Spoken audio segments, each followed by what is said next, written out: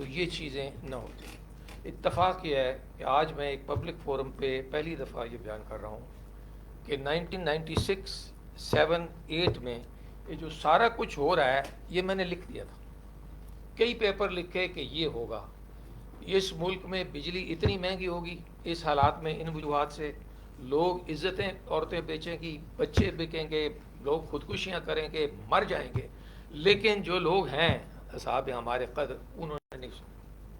ان کے ہاں سننے کی عادت ہے. جو ہمارے پہلے اسپیکرز نے کہا کہ یہ کرپشن ہے، نیپوٹزم ہے، اقربا پروری ہے، اس کے بغیر اور کچھ ہے ہی نہیں. اور ویسٹ میں یہی ہے کہ وہ چھوٹے سے چھوٹے آدمی کی بات سنتے ہیں، رسک مینجمنٹ کرتے ہیں، رسک کیلکولیشن کرتے ہیں. ہر پروجیکٹ پہ یہاں بڑے اصحاب بیٹھے ہیں، ہمارے بڑے سینئر ایکسپرٹس انجینئرز جنہوں نے فیلڈ میں بڑا کام کیا. وہ جانتے ہیں کہ رسک کی کیلکولیشن کے اس کام کو اگر ہم کریں گے تو کیا نتائج ہوں گے، بڑی دور تک دیکھنا پڑتا ہے. قرآن کریم ہمیں کہتا ہے افلا تبصرون افلا تتفکرون ولا تعقلون، عقل کیوں نہیں کرتے، فکر کیوں کرتے، غور کیوں نہیں کرتے، دیکھتے کیوں نہیں، سنتے کیوں نہیں.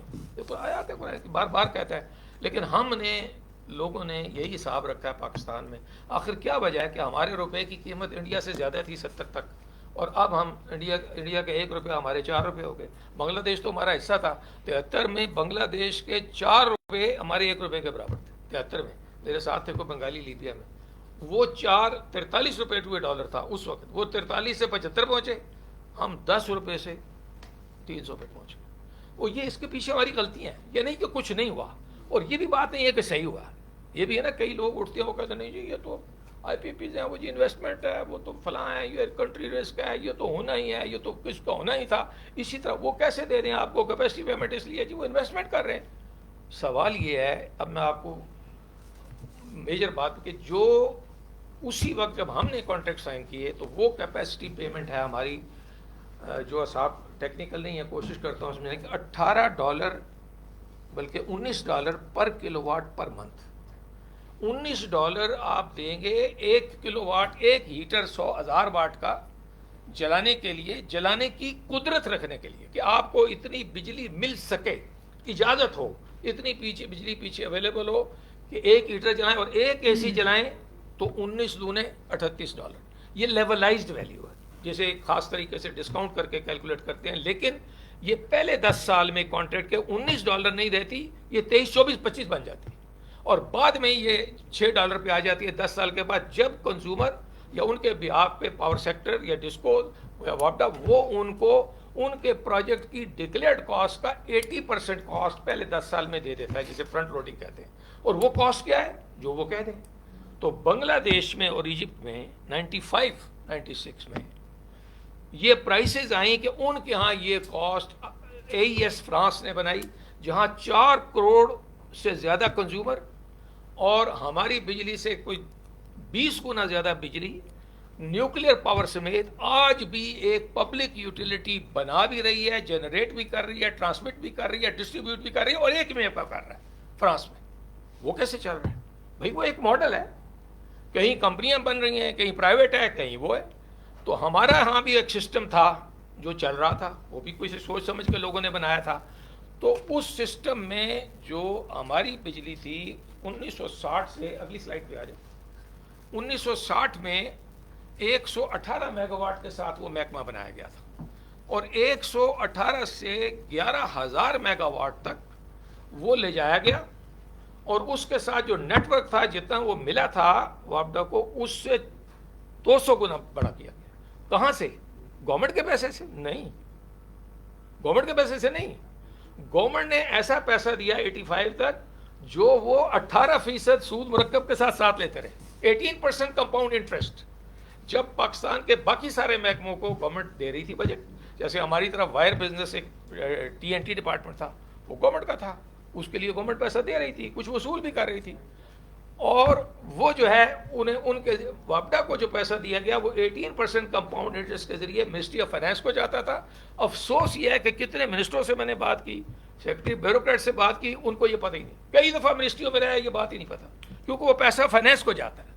تو from 1960 to 1985 all those monies which were used for project running کے لیے نہیں، پروجیکٹس کی کاسٹ کے لیے وہ واپس کیے گئے 18% کمپاؤنڈ انٹرسٹ کے ساتھ، اور یہ سود ہے، اور اس سود کے ساتھ دیتے ہوئے وہ کس نے پیسہ دیا؟ کنزیومرز نے. لیکن باوجود اس کے ہماری بجلی کا ریٹ 12 پیسے سے 1996 میں صرف 2 روپے 24 پیسے تک گیا. تو پھر اس کے بعد 85 میں گورنمنٹ نے کہا جی ہم تو یہ پیسہ بھی نہیں دیتے، کیونکہ منسٹری آف پاور یہ سمجھتی تھی کہ ہم دیتے ہیں، کیونکہ بجٹ اس کا نام ہوتا تھا. ریلوے کا حال یہ ہے کہ 47 میں اس کا ٹریک تھا 9000 کلومیٹرز. آج آپ کو پتا ہے کتنا رہ گیا؟ کسی کو پتا ہو کوئی ریلوے سے کوئی تعلق ہو؟ 6300 کلومیٹر. 3000 غائب ہو گیا. انجنوں کا جو حال ہے باقی وہ دیکھ لیں، 30% سے زیادہ غائب. اور یہاں واپڈا نے 96 تک اور اب تک ٹرانسمیشن لائن اور ڈسٹریبیوشن لائن کو 400 گنا بڑا کر دیا آؤٹ آف پروفٹ. افسوس یہ ہے کہ کسی کو پتہ ہی نہیں، نہ پرائم منسٹر کو پتہ، نہ منسٹر کو پتہ ہے، نہ نیچے پتہ ہے. جس وقت آپ 96 میں ہمارے بہت محترم آج موجود ہیں، بڑی خوشی ہوئی ہے دیکھ کے، یہاں اوصاف میں بیٹھے ہوتے تھے تو میں ان کے جونیئر سٹاف کے ساتھ پوری رات انہیں بتاتا تھا کہ بھائی آؤ میری بات سنو، یہ ہے جو ہونے والا آئی پی پی 96 میں. اور وہ پھر میں نے کہا دل کو لگے تو اس پہ لکھو. پھر انہوں نے لکھا. بات یہ ہے کہ یہ جو چیزیں ہیں وہ میں نے وہ پریزنٹ کر دی ہیں ہم نے اصحاب کو کہ یہ دیکھیں یہ سارے جو چیزیں ہو رہی ہیں 25-30 سال پال اللہ کی دین سے، وہ میں نے سارا ود فگرز لکھ دیا تھا کہ یہ ہوگا. اب سوال یہ ہے کہ یہ یہاں اگر آپ دیکھیں تو 1985 میں واپڈا نے گورنمنٹ نے کہا جی ہم نہیں پیسے دیتے، کیونکہ وہ یہی سمجھتے ہیں آج تک کہ ہم دیتے ہیں. کئی کو ابھی بھی غلط فہمی ہے. میرا خیال ہے لوگوں کو یہ بات کئیوں کو آج پہلی دفعہ پتہ چلی ہوگی کہ بھئی گورنمنٹ نے واپڈا کو کبھی پیسہ نہیں دیا جو واپس نہ لیا واٹر آفس. نیور. جو سبسڈی دی وہ کنزیومرز کو دی بھائی، وہ کسی بیڈ ڈسکو بھی کنزیومرز کو دی، اور جو بیڈ کنزیومر ڈسکوز کو جاتی ہے وہ اچھی ڈسکوز سے جاتی ہے. سبسڈی بہت کم ہے جو گورنمنٹ دیتی ہے. گورنمنٹ اگر پیسہ دیتی ہے تو وہ اپنے لون میں اور اس میں انٹرسٹ مزید شامل کر لیتی ہے یا اپنے ایکویٹی میں ڈال لیتی ہے. تو گورنمنٹ کے پاس پیسے ہی نہیں ہے، کیونکہ ٹیکس میں میرے پاس ریکارڈ ہے، ثبوت ہے یہاں بھی شاید کاغذ ہو کہ لاہور میں 96 میں جو ٹریڈرز ہیں ان کی جو انکم ٹیکس چوری تھی that was 99,000%. 99%. 9,900%. 99 times of what they paid.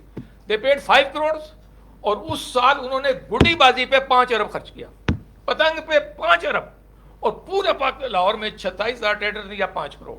تو میرے پاس بہت سے فارمولے میں پڑھتا رہتا ہوں، تو وہ جو آیا اس کے حساب سے دیکھو تو 9,900% چوری. اور اس حساب یہ ملک چوری ہے، چوری خانہ ہے، یہ ڈاکو خانہ ہے ملک. تو یہاں یہی ہوتا آ رہا ہے. ایسے معاشرے میں واپڈا کے سٹاف میں بھی خرابیاں آ گئیں، یہاں بھی بے ایمان ہو گئے. اب یہاں جو اچھی ڈسکوز ہیں وہاں چوری بہت کم ہے. ہمارے آئسکو میں نے بہت کام کیا، یہاں لاس جو ہے 8% سے نیچے. تو ظاہر ہے کہ یہاں چوری کم ہے. ٹیکنیکل لاس ابھی بتایا ہمارے آفاق صاحب نے کیا ہے. تو پھر 85 میں انہوں نے کہا جی ہم نہیں دیں گے. تو ورلڈ بینک نے اسٹڈی کی، وہ لائے 1.5-2 لاکھ روپے اس وقت ڈیلی والے کنسلٹنٹ، لیکن انہوں نے کام اس سے زیادہ بڑا کیا. وہ 1.5 لاکھ کا تب کام کر لیتے ہیں جو 5 لاکھ کا کام کرتے ہیں. انہوں نے کہا اچھا جی ساری انالیسس کی. انہوں نے کہا کہ یہ واپڈا تو تھرڈ ورلڈ میں ایسا کوئی محکمہ ہی نہیں ہے جو اپنی سیلف جنریشن اتنی کرتا ہو کہ اپنے پروجیکٹس کو اتنا انٹرسٹ دے کر اور یہ خود چلا رہا ہو، اتنا بڑا پھیل چکا ہو. کیونکہ 11,000 میگا واٹ کے پاور ہاؤس بنا دیے 96 تک، اور 2.5 لائنیں بنا دیں اور ڈسٹریبیوشن پھیلا دی. کنزیومر 2 لاکھ سے کہیں بے شمار بن گئے. اور بعد کے جو آج کے کنزیومر ہیں، آج کے 30,000 کنزیومر اس وقت کے 2.5 لاکھ کنزیومر کے برابر لوڈ ہے ان کا، کیونکہ الیکٹریکل گیجٹس اس وقت تو کچھ بھی نہیں تھا. تو وہ جو ہیں اس وقت 2.5 لاکھ کنزیومر تھے شروع میں. تو انہوں نے کہا جی ہم پیسہ دینے کو تیار ہیں. 3 پارٹی کا ایگریمنٹ وائی رائٹنگ میں موجود ہے، ورلڈ بینک اور واپڈا اور گورنمنٹ. یہ آپ کے علم میں ہے کبھی میں سے؟ اس ایگریمنٹ میں یہ ڈیسائیڈ ہوا کہ وہ ہم پیسہ دیں گے ٹو اینی اماؤنٹ ایکسٹینٹ. واپڈا کو جو چاہیے ان کا اینول ڈیولپمنٹ پلان جو پھیلاؤ کا دائرہ، بجلی نہیں تھی ایک گاؤں میں بھی. جب واپڈا بنا تو بجلی نہیں تھی ایک گاؤں میں سوائے سرحد کے کچھ گاؤں تھے، باقی 300 میں کوئی گاؤں نہیں تھا. آج 2.5-3 لاکھ میں بجلی ہے، اور وہاں چوری بھی بہت ہے، بجلی پہنچانا بھی بہت مہنگا ہے، اور سب سود پہ ہوا ہے. وہ جو ہے اس میں انہوں نے کہا جی یہ 40% واپڈا دے، پروفٹ کما کے سود دے کے سارے خرچے نیٹ 40 جو نکالے جتنا اسے پروفٹ ہو اس کو 40% سمجھیں, ہم اس کا ڈیوڑا دینے کو تیار ہیں, اور شرط یہی ہوگی کہ یہ کرتا رہے. لو یہ 85 سے 95-96 تک وابڈا نے یہ کام سیٹسفیکٹرلی کیا. ورلڈ بینک نے سرٹیفکیٹ دیا اور کہا جی یہ ہو گیا, اب ہم غازی پڑوتھا کے لیے آپ کو لون دیتے ہیں. اس کے لون کی اسسمنٹ میں یہ لکھا ہوا ہے, ساری ٹیبل موجود ہے. اور اس پہ میں نے 2000 میں لکھا تھا ایک ریسرچ پیپر, کچھ دوستوں کو دیا, وہ سب لکھے ہوئے موجود ہیں. ایشین بینک کے جان کولمین نے کہا کہ جس طریقے سے یہاں پرائیویٹائزیشن ہوئی ہے کوٹ ادو کی, اور جس طریقے سے نئے آئی پی پیز دیے جا رہے ہیں, یہ ایک ملک کو تباہ کرنے کی زبردست مثال ہے. یہ ایشین ڈیولپمنٹ خود جو سود خار ہیں, ان کا جے کولمین, یہ میرے پاس اس کی ڈیٹیل موجود ہے, آئی کین ڈسکرائب اٹ کوٹ ان کوٹ کہ یہ ہے. وہ کہتے ہیں یہ تو تباہ کر دے گا اس ملک کو, اور یہ انہوں نے اس کانٹیکٹ میں لکھا. He was writing a research paper, P H D, پورے پرائیویٹائزیشن ان پاکستان, جو 40 صفحے کا تھا. پاور واز ون تھنگ, اس میں انہوں نے یہ کہا. تو کوٹ ادو پاور ہاؤس, ہم اس میں اگر ٹائم کے ساتھ چلیں تو ظاہر ہے یہ لمبا ہو جائے گا. کہ چلائیں جس سلائڈ کوئکلی آپ ذرا جو اصحاب پڑھ سکتے ہیں کوئکلی اسے دیکھ لیں. تو جو یہ میں نے لکھا ہوا 18% انٹرسٹ کے ساتھ ساری چیزیں دی جاتی رہیں, اور اس کے بعد ورلڈ بینک اور ڈی ایف آئی 3% کے قریب ایشین بینک کے لون لیتے رہے انٹرسٹ, اور گورنمنٹ 85 کے بعد بھی ٹل ٹو ڈے پاور سیکٹر سے 18% انٹرسٹ لیتے ہیں کمپاؤنڈ. اور وابڈا کی طرف سے بولنے والا کوئی نہیں ہے, کوئی چیئرمین بھی ایسے ہی, ممبر بھی ایسے, فائنانس والے بھی ایسے. کبھی فائنانس والے نے بتایا ہی نہیں. مجھے اتفاق یہ ہے کہ میں نے یہ کام کیا کہ میں کوئی پچھلے 50 سال سے ہر رات صبح تک اس میں لگاتا ہوں. اکنامکس میرے پڑھے ہوئے کوئی 7-8 لاکھ آرٹیکل پڑھے ہیں, میرا شوق ہے. کوئی 58 سال سے اکاؤنٹس پڑھا, فائنانس پڑھا, یہ ساری چیزیں پڑھی. تو اس کے بعد میں فائنینشیل رپورٹس پڑھ گیا. یہاں وہ بندہ ڈیسیجن میکنگ میں ہے ہی نہیں جو انجینئرنگ الیکٹریسٹی کو جانتا اور فائنانس بھی جانتا. نو ون. مجھے انہوں نے سلیکٹ کیا چیئرمین نیپرا, اور جناب انہوں نے کہا وہ یہ آ گیا, تو وہاں بیٹھے ہوئے تھے جو ممبر, وہ تو ہے تو ہمارا تو پھر گیا ہم. یہ جو سی پی پیز بھی ابھی آئی ایم ایف نے کہا ہے کہ ان سے گیس لے لو, یہ اس وقت انہوں نے رشوت کھا کے دی تھی. وہ سیکرٹریز تھے کئی, وہ ایک شوکت علی صاحب کے فرسٹ کزن تھے خالد, انہوں نے کہا ہمارے اوپر یہ بندہ لے آیا تو یہ تو تباہ کر دے گا ہمیں. انہوں نے کہا جی اس کو نہیں ہونے دینا. چیئرمین نیپرا مشرف کے ٹائم میں اس نے کہا نہیں بھائی, اس کے سارے جو باڈی یا ٹیم ہے وہ کہہ رہی ہے جیسا پتہ ہی کوئی نہیں. ہر لحاظ سے انہوں نے اسپیسیفک کہا. اس نے شوکت عزیز نے آنکھ مار کر نوٹس نہ ایشو کرنا, جس نے بڑے اچھے کام کیے شوکت عزیز. میں تو صرف اپارٹ فرام پالیٹکس بات کر رہا ہوں. 2000 اس کے بعد میں نے وہ نیگوسیشن کی, اور آئی پی پیز میں سب سے بڑے ہپکو اور کیپکو سے نیگوسیشن کے مجھے لے گئے. اللہ تعالیٰ نے مجھے اس میں کامیابی دی. 5 سال سے وابڈا کے ٹاپ موسٹ لوگ اس میں کام کر رہے تھے محنت سے, اور کیسز چل رہے تھے 30-40 کیس, وہ سب آ رہے تھے. اور جو وکیل صاحب تھے فخر الدین ابراہیم کے شاگرد بیور فیلنگ, اللہ تعالیٰ مجھے لے گیا. میں اس سے 15 سال پہلے سے اس پر انٹیوشن سے, جب آئی پی پی نہیں آیا تھا اس سے 12 سال پہلے سے میں کام کر رہا تھا کہ اس ملک کو جنریشنز کے ذریعے بجلی کی, جو کہ 80% آف دا ٹوٹل کاسٹ ہے بجلی کی, لوگوں کو نہیں پتا یہ کتنی ہے, ڈسٹریبیوشن کتنی ہے, ٹرانسمیشن 85 یہ ہے. میں اس کو اسٹڈی کر رہا تھا کہ میں جنریشن میں نہیں تھا, میرا اکنامکس کا ایک ملک کے لیے ہیک تھا کہ میں یہ پڑھوں گا. تو اس میں نے کہا یہ ہوگا کام. وہ مجھے لے گئے, وہ مجھے اللہ تعالیٰ نے چیزیں دکھائیں, بندے بتائے, ڈاکومنٹس بتائے, ہم نے ڈھونڈے, بوریاں, بندے, انویسٹیگیشن. پتہ چلا کہ لیٹر مل گئے جس لیٹر میں 5 سال سپریم کورٹ کے جج گالیاں دے رہے تھے. بشیر جہانگیری صاحب اس کے چیف جسٹس تھے, منیر شیخ نظر, ریاض شیخ. انہوں نے کہا وابڈا کو کہ تم سرکاری لوگ کرپٹ ہی ہوتے ہیں, سرکاری لوگ ٹرانسپیرنٹ نہیں ہوتے, سرکاری لوگ چھپا کے رکھتے ہیں, سرکاری لوگ ویک ہوتے ہیں اکثر, لیکن ان میں کچھ چھپے ہوئے لوگ بھی ہوتے ہیں. ساری دنیا میں جو ملکوں کو بنایا وہ سرکاری لوگوں نے بنایا, صرف کمپنیوں نے نہیں بنایا. کمپنیوں کو بھی سرکاری لوگوں نے چلایا. اگر ان کو آنیسٹلی پوری فیسلٹیز دے کر چلایا ہے تو انہوں نے چلایا. آپ حضرت علی کے سارے خطبات پڑھ دیں, وہ کہتے ہیں ٹیکنیکل لوگ کی صنعت اور ان کی بے تحاشا قدر کرو جو ایکسپورٹ کرتے ہیں, یہ بڑے قیمتی لوگ ہیں. اس زمانے میں, ہمارے اس زمانے میں سوئے ہوئے ہیں. وہ نتیجہ یہ ہوا کہ وہ اللہ تعالیٰ نے وہ کیس ثابت کر دیا. 15 جون 2000 کا وہ ججمنٹ ہے 46 صفحے کا, جس میں 5 جج سپریم کورٹ کے یہ کہتے ہیں پاکستان کے کہ اس میں کرپشن موجود ہے. وقت کی گورنمنٹ اور یہ پارٹی نے مل کر مینیپولیشن کے پبلک پالیسی میٹر پورے عوام کے خلاف ایک غلط کام کیا ہے, اور اس لیے ان کو کرمنلٹی کے تحت ان پر مقدمہ چلا کے انہیں گرفتار کرنا چاہیے, ناٹ اونلی سول. اس کے بعد جو نیگوسیشن بھی ہم نے کی, اس نیگوسیشن کے بعد وہ کچھ رنگ پہ آئے لیکن میں اس زمانے میں کوئی 1.25 سال 22 گھنٹے روز کام کرتا رہا. ادھر کرسی پہ گھنٹہ ڈیڑھ سوتا تھا, مجھے ہارٹ اٹیک ہو گیا. لاسٹ نیگوسیشن میں موجود نہیں تھا. ان نیگوسیشن میں راتوں کو وہ شیخ علی رضا اس کا چیئرمین تھا سعودی, ان کے لیے وہ نیگوسیشن کی تو بات فائنل ہوئی, اس کو ختم کیا, لیکن انہوں نے ریٹ کم کی. آج کے لحاظ سے وہ اس وقت تقریباً 1 سینٹ کہہ دیں یا کوئی اچھا. میں یہ آپ سے جیسے سلائڈ چلا رہے ہیں بھائی, تاکہ لوگ جو ہے نا ینگ لوگ اسے دیکھ لیں. تو یہ میں نے لکھا ہے کہ یہ ایک آپ کو جس پیٹرن پہ سارے بنے ایک پکچر کا ڈیٹیل بتا دوں. پہلے صاحب نے بتایا, اس کے بعد انہوں نے اس کو اوپر ریٹ بڑھا دیا. اور یہ میں عرض کر رہا ہوں کہ کوٹ ادو سے پہلے جو اس کا آخری سال تھا وابڈا میں, give the devil its due share. آپ تباہ کر دیں وابڈا کو, ختم کر دیں ان کی نیوڈر, برباد کر دیں, اور ملک کو بھی برباد کر دیں. آپ سوچے بغیر یہ بات کر رہے ہیں, یہ آواز سوری, یہ آپ سوچ کر چلیں, اینالائز کر کے چلیں, دیکھ کے بات کریں, غور کر کے بات کریں. یہ شہادت کا الفت میں قدم رکھنا ہے. یہاں لوگ بغیر سوچے بغیر سمجھے ہر چیز پہ بات کرتے ہیں. اسلام اور سیاست اور وابڈا پہ جو مرضی چڑھائی کر دو. وہ بھائی پی آئی اے میں وابڈا سے 10,000 گنا پیسہ زیادہ دیا جاتا ہے اپنے امپلائیز کو. ریلوے میں تباہی ہے. سوئی گیس کے محکمے میں سوئی گیس مفت کے علاوہ بجلی کے اتنے ہی یونٹ ملتے ہیں جتنے وابڈا کو لوگ ملتے ہیں فری. میرے پاس اتنی اسٹڈی دینے کا حساب ہی نہیں. جب بہت بڑے دوسرے لوگ آئے, انہوں نے کہا جی جو ہمارے بڑے افسر ریٹائر ہوں گے ان کو ساری زندگی تو اب بیونڈ لمٹ فری ہوگا. وہ کوئی ان کا نام نہیں لیتا, اب جو نام لوگ نہیں لیتے. اب بات یہ ہے کہ یہ دیکھیے, پہلے سال وابڈا کے بعد اسی گیس ریٹ پر اسی انٹرسٹ پر جو لاگت آئی وہ 3 روپیہ 64 پیسے, 1 روپیہ 36 پیسے 96, 4 روپیہ 3 روپیہ 46 پیسے کوٹ ادو. اس کے ذریعے وہ اپنے جو انہوں نے 7 ارب دیے تھے 100 ارب کے پلانٹ کے, اس میں انہوں نے 30-40 ارب روپے 10 روپے کے شیئر کے پیچھے کمایا, 20 روپے کا. اس سال آپ کو کہ 10 روپے کے شیئر کے پیچھے 43 روپے کا پروفٹ ہے. اخباروں میں لکھا ہوا ہے, حالانکہ ان کے شیئر کی پرائز ابھی بھی 60 روپے ہے.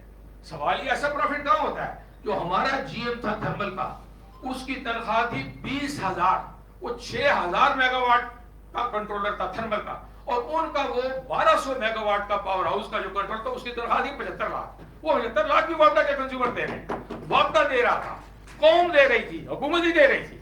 حکومت کا معاملہ نہیں, اس میں حکومت تو دینے کے بجائے شاید لے رہی تھی. تو یہ سارا کچھ ہوا حقوں میں.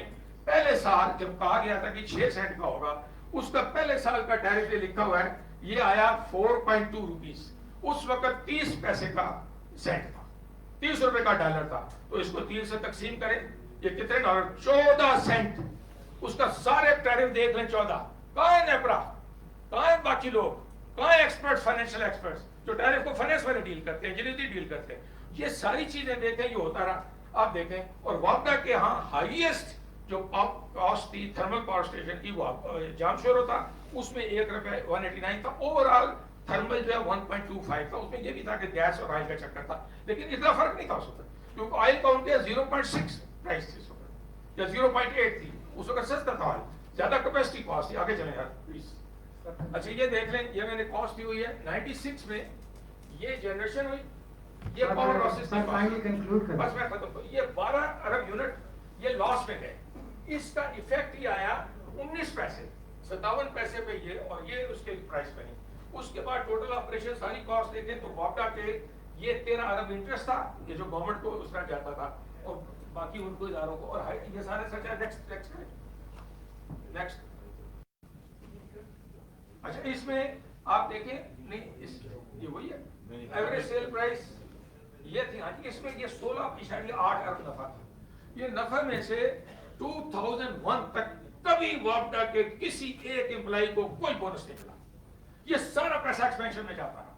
یہ لاکھوں گاؤں الیکٹریفائی ہوئے, یہ انڈسٹریز بنی, یہ ایگریکلچر بنا. میں نے جنرل صاحب 97 میں بریفنگ دی, انہوں نے 5.5 گھنٹے کے بعد کو آج پتا چلا ہے کہ 60 تک ہم ایسے تھے, 60 کے بعد ہم ایسے ہو گئے. اب پتا چلا ہے کہ وابڈا کی وجہ سے انڈسٹری بنی, ایگریکلچر بنا, 20 گنا ایگریکلچر بڑھ گیا, 20 گنا. 2 کروڑ کے لیے گندم چاول چنا کافی نہیں تھا, امریکہ کے پاس جانا پڑا. اب وہ جناب یاجوج ماجوج کی طرف 25 کروڑ کھاتے ہیں. یہ نہریں, یہ وابڈا, یہ چیپ پاور پہلا ٹیوب ویل ایگریکلچر واپڈا کے بعد بنا، لیکن ہم پڑھتے ہی نہیں، ہم دیکھتے نہیں، ہم کہتے اچھا جی بس نے بتا دیا، اس نے بتا دیا، بس یہ ٹھیک ہے، یا کسی سے سن لیا آگے چلیں گے۔ 97 میں اگلے ہی سال بجائے نقصان کے جب ہم نے صرف 10 ارب یونٹ خریدے آئی پی پی سے، آدھا آپ کو بنا تھا اور کوٹل ٹو پرائیویٹائز ہمارا اپنا، اور وہ 3 گنا بڑھ گیا، تو آخر میں اس سال ہمیں 21 ارب نیچے 31 ارب لاس ہو گیا، نیچے چل گیا یہ جی 31 ارب لاس۔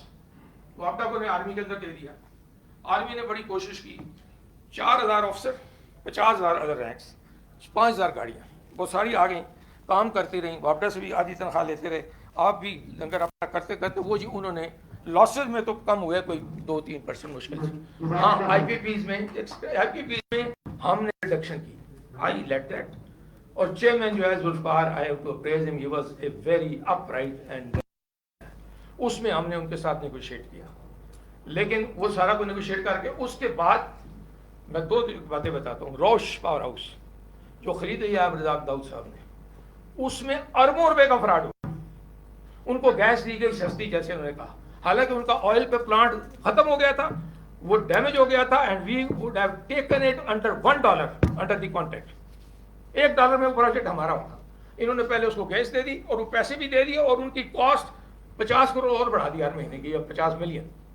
اسی طرح اور بھی چیزیں ہوئیں، ابھی تازہ کچھ 2 پاور پلانٹ ہیں، ان میں بھی بڑی گڑبڑ ہوئی ہے اور فراڈ کیا گیا ہے۔ تو یہاں جو آدمی صحیح بات کہتا ہے اس کو قتل کرنے کی کوشش کی جاتی ہے، چاہے یہاں ہو یا کینیا میں ہو، یہاں بھی قتل کرنا پڑے، اور جو بے ایمان ہو، جو بددیانت ہو، اس کو ہم سر پہ چڑھاتے ہیں، اسے ہم پروموٹ کرتے ہیں۔ بہت بہت شکریہ محترم جناب سعد الدین رفاعی صاحب۔ اب وقت ہوا ہے محترم جناب حامد میر صاحب، آپ کسی تعارف کے محتاج نہیں ہیں کہ آپ اپنا تعارف ہوا بہار کی ہے، ویری ریناؤنڈ جرنلسٹ، کالمسٹ، بہت ساری کتابوں کے author, host of capital talk, received many awards including حلال امتیاز، موسٹ ریزیلینس ایوارڈ اور لائف ٹائم اچیومنٹ ایوارڈ، محترم جناب حامد میر صاحب۔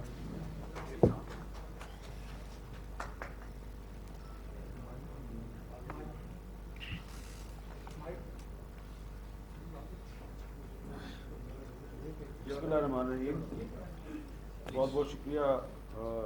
جب الطاف صاحب نے مجھے اس سیمینار میں شرکت کی دعوت دی تو میں نے ان کو بتایا کہ میں تو کوئی ایکسپرٹ نہیں ہوں اس چیز کا، لیکن انہوں نے کہا کہ نہیں، آپ اس پہ ضرور بات کریں کیونکہ ایک قومی مسئلہ ہے۔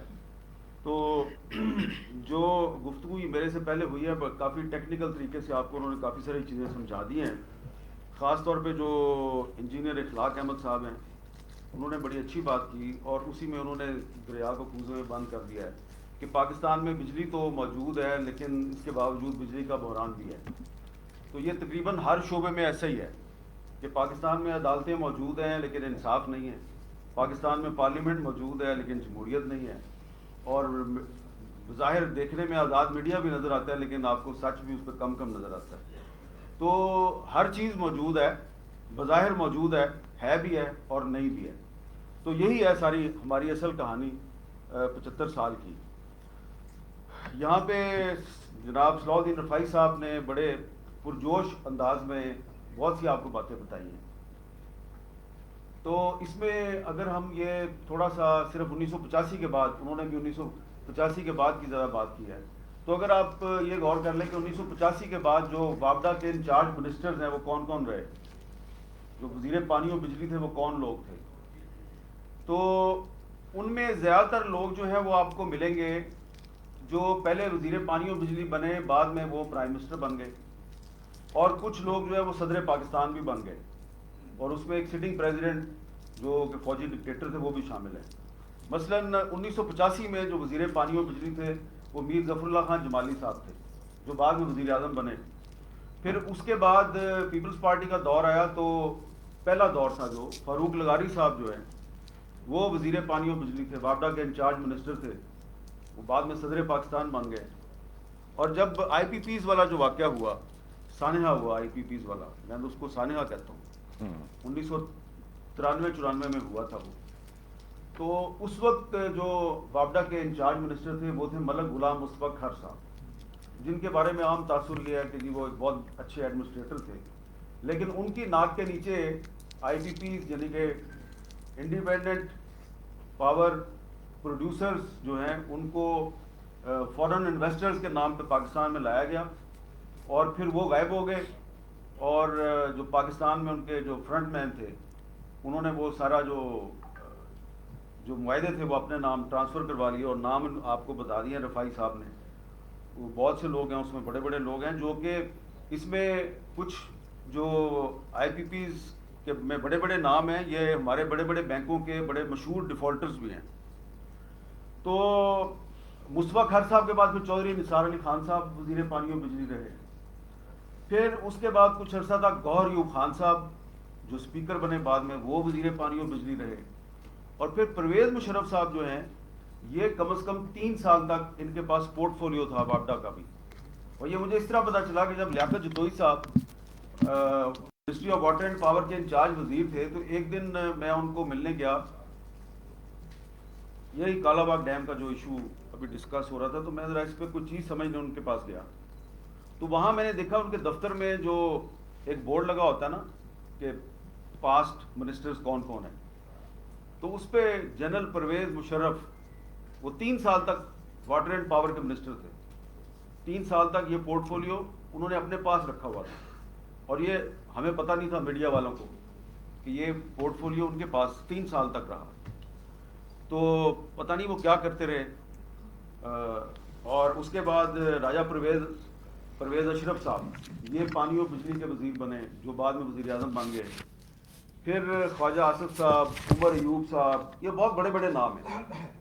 تو آپ یہ سب لوگوں کو دیکھ لیں، یہ ان میں سے زیادہ تر لوگ جو ہیں، جو میں نے ابھی نام لیے، یہ H S L college Lahore کے پڑھے ہوئے ہیں. ان میں سے جو ہے نا 60-70%. تو آپ یہ نہیں کہہ سکتے کہ یہ جو فیوڈل لینڈ لارڈ تھے ان کو پتہ کچھ نہیں تھا، بیوروکریسی نے ان کو بیوقوف بنایا. ان کو سارا پتہ تھا. یہ دراصل آپ کو اور ہمیں بیوقوف بناتے ہیں.